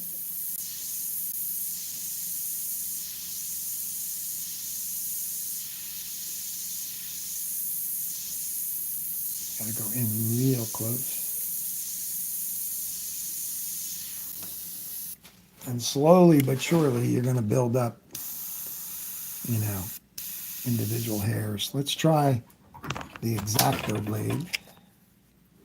Let's try that for a minute. I got to find out which way this goes.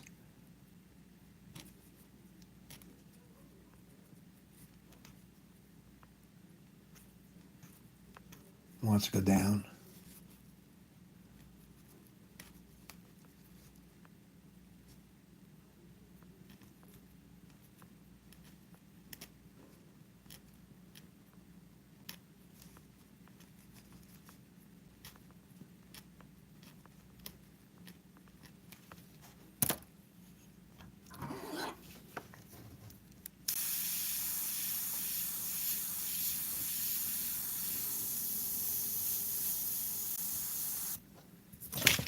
Make this.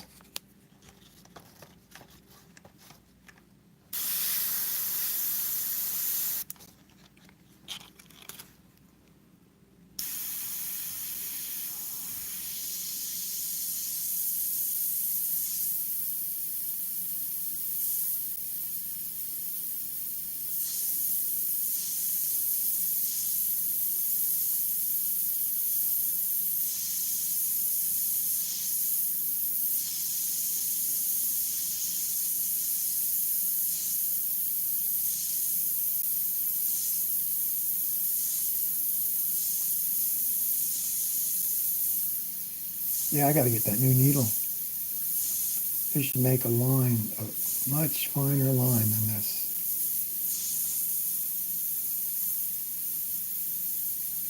And it's a little better.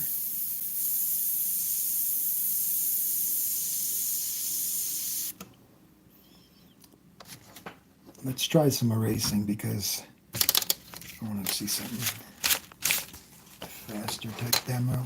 Where's my eraser? Man, oh man.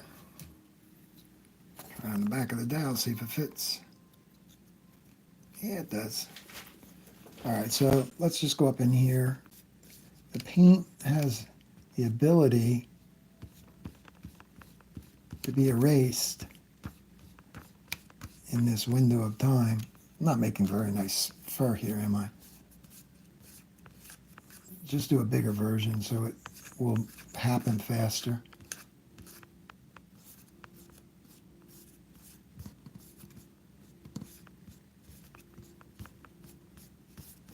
So obviously, the type of eraser you use, like I have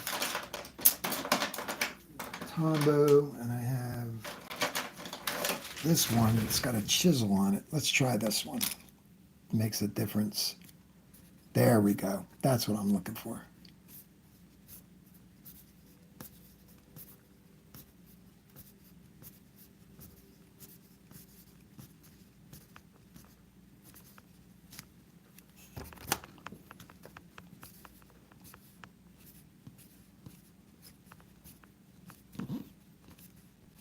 Shorter, you know, you get the shorter hairs and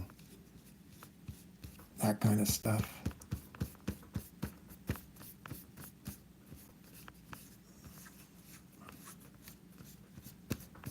And they all are kind of going in the same direction, but some do things like that.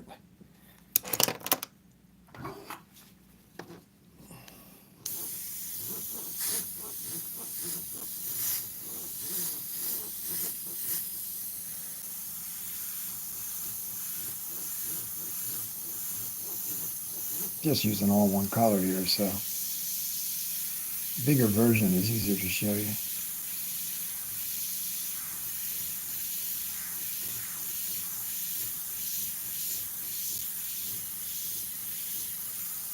Hopefully you can see this going on here.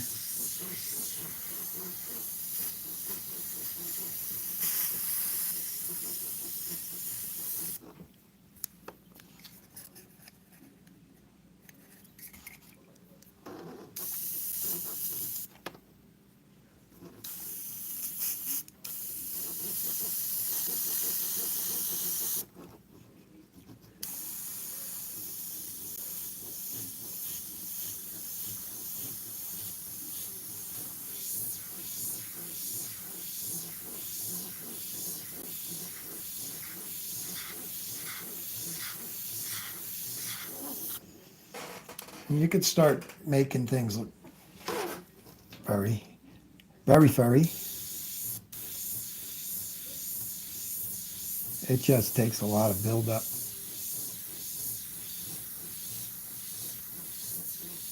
Back and forth, darks and lights.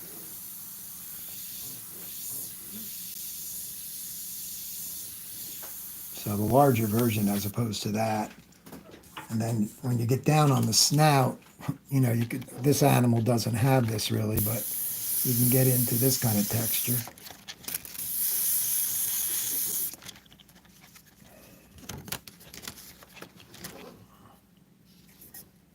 Meaning the fox does not have this kind of texture going on.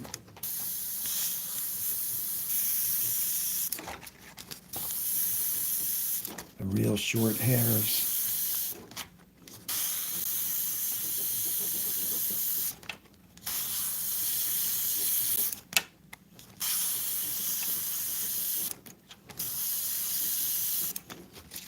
And you could see them there, so you would just, this is not the fox, obviously. You could sculpt around that.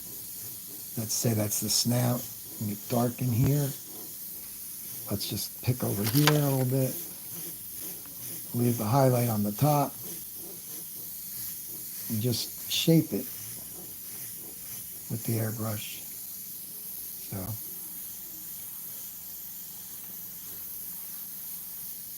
kind of a line. Then you could go in and do other things, you know, you could pick out highlights, stronger highlights, speckles. Let's say some speckles here.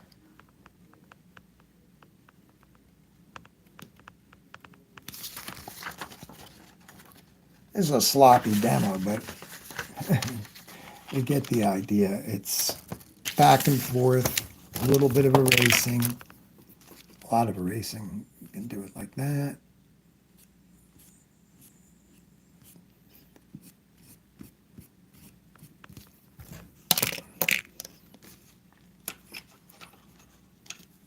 Let's try the Tombow here, the other Tombow. Yeah, this is kind of, maybe it's too soon. Maybe the paint wants to sit a little longer. I'm not sure. There's a window of time. It starts drying and getting more and more, you know. So, but anyway, that's like real fast and sloppy. That's not this, but it's kind of the process to get stuff to happen. Go back over one that's already done. That always helps.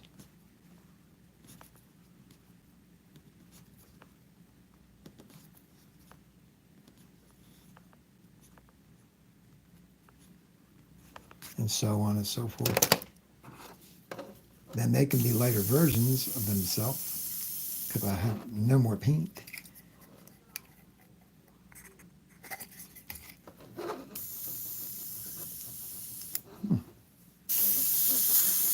And just knock them back in the picture a little bit. And then they become individual brighter hairs and stuff. What a mess. Oh boy. Let me just, for the fun of it,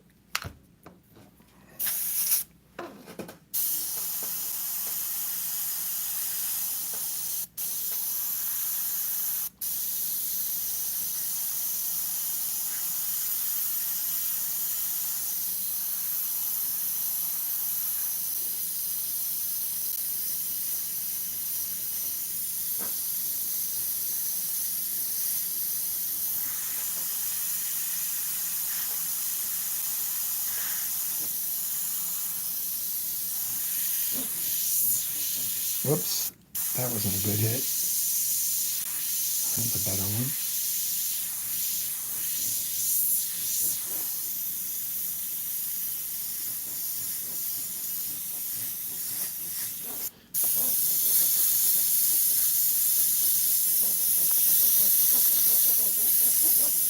So you get this, I'm getting real dark now, but the whole idea is you can start to, pull in. I got to sharpen this or something. Maybe there's a point where it doesn't work. I know when you buy them, you got to get a number of them. Can't go too hard either. But anyway, kind of like sloppy demo. All right, well, there's the project. And the vintage signs, they're still cooking, huh? I can't believe you picked that painting, but you're doing great on it. So there he is. We can pull him away because this is all I'm doing on him for tonight. It's 2 hours and 15 minutes. I didn't want to go that far. There he is. I got to knock lines back. I got a much smaller fur area to do than that silly demo I just did. But there he is.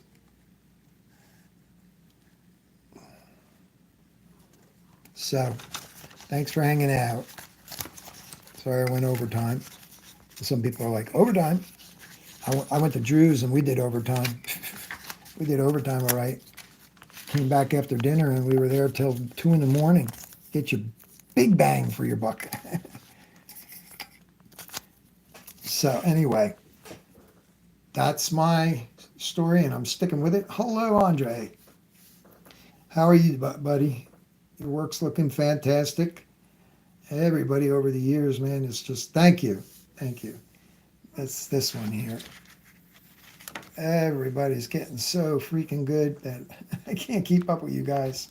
So there it is. There's all the different size of reference pictures. I appreciate you guys. I'll be working on this next week if all goes well and continue on, putting in, like I said, the back of this guy here is easy. What's hard is his face. That's easy. Easy peasy. That's easy. It's out of focus. It's all easy. This is the hard part right here. Even the ears are easier because it's soft wisp with the airbrush like feather strokes. But anyway, continue on next week. Thanks for hanging out. And I will see you guys next week. God bless. Be safe. Stay out of trouble. And be good. Okay. Good night.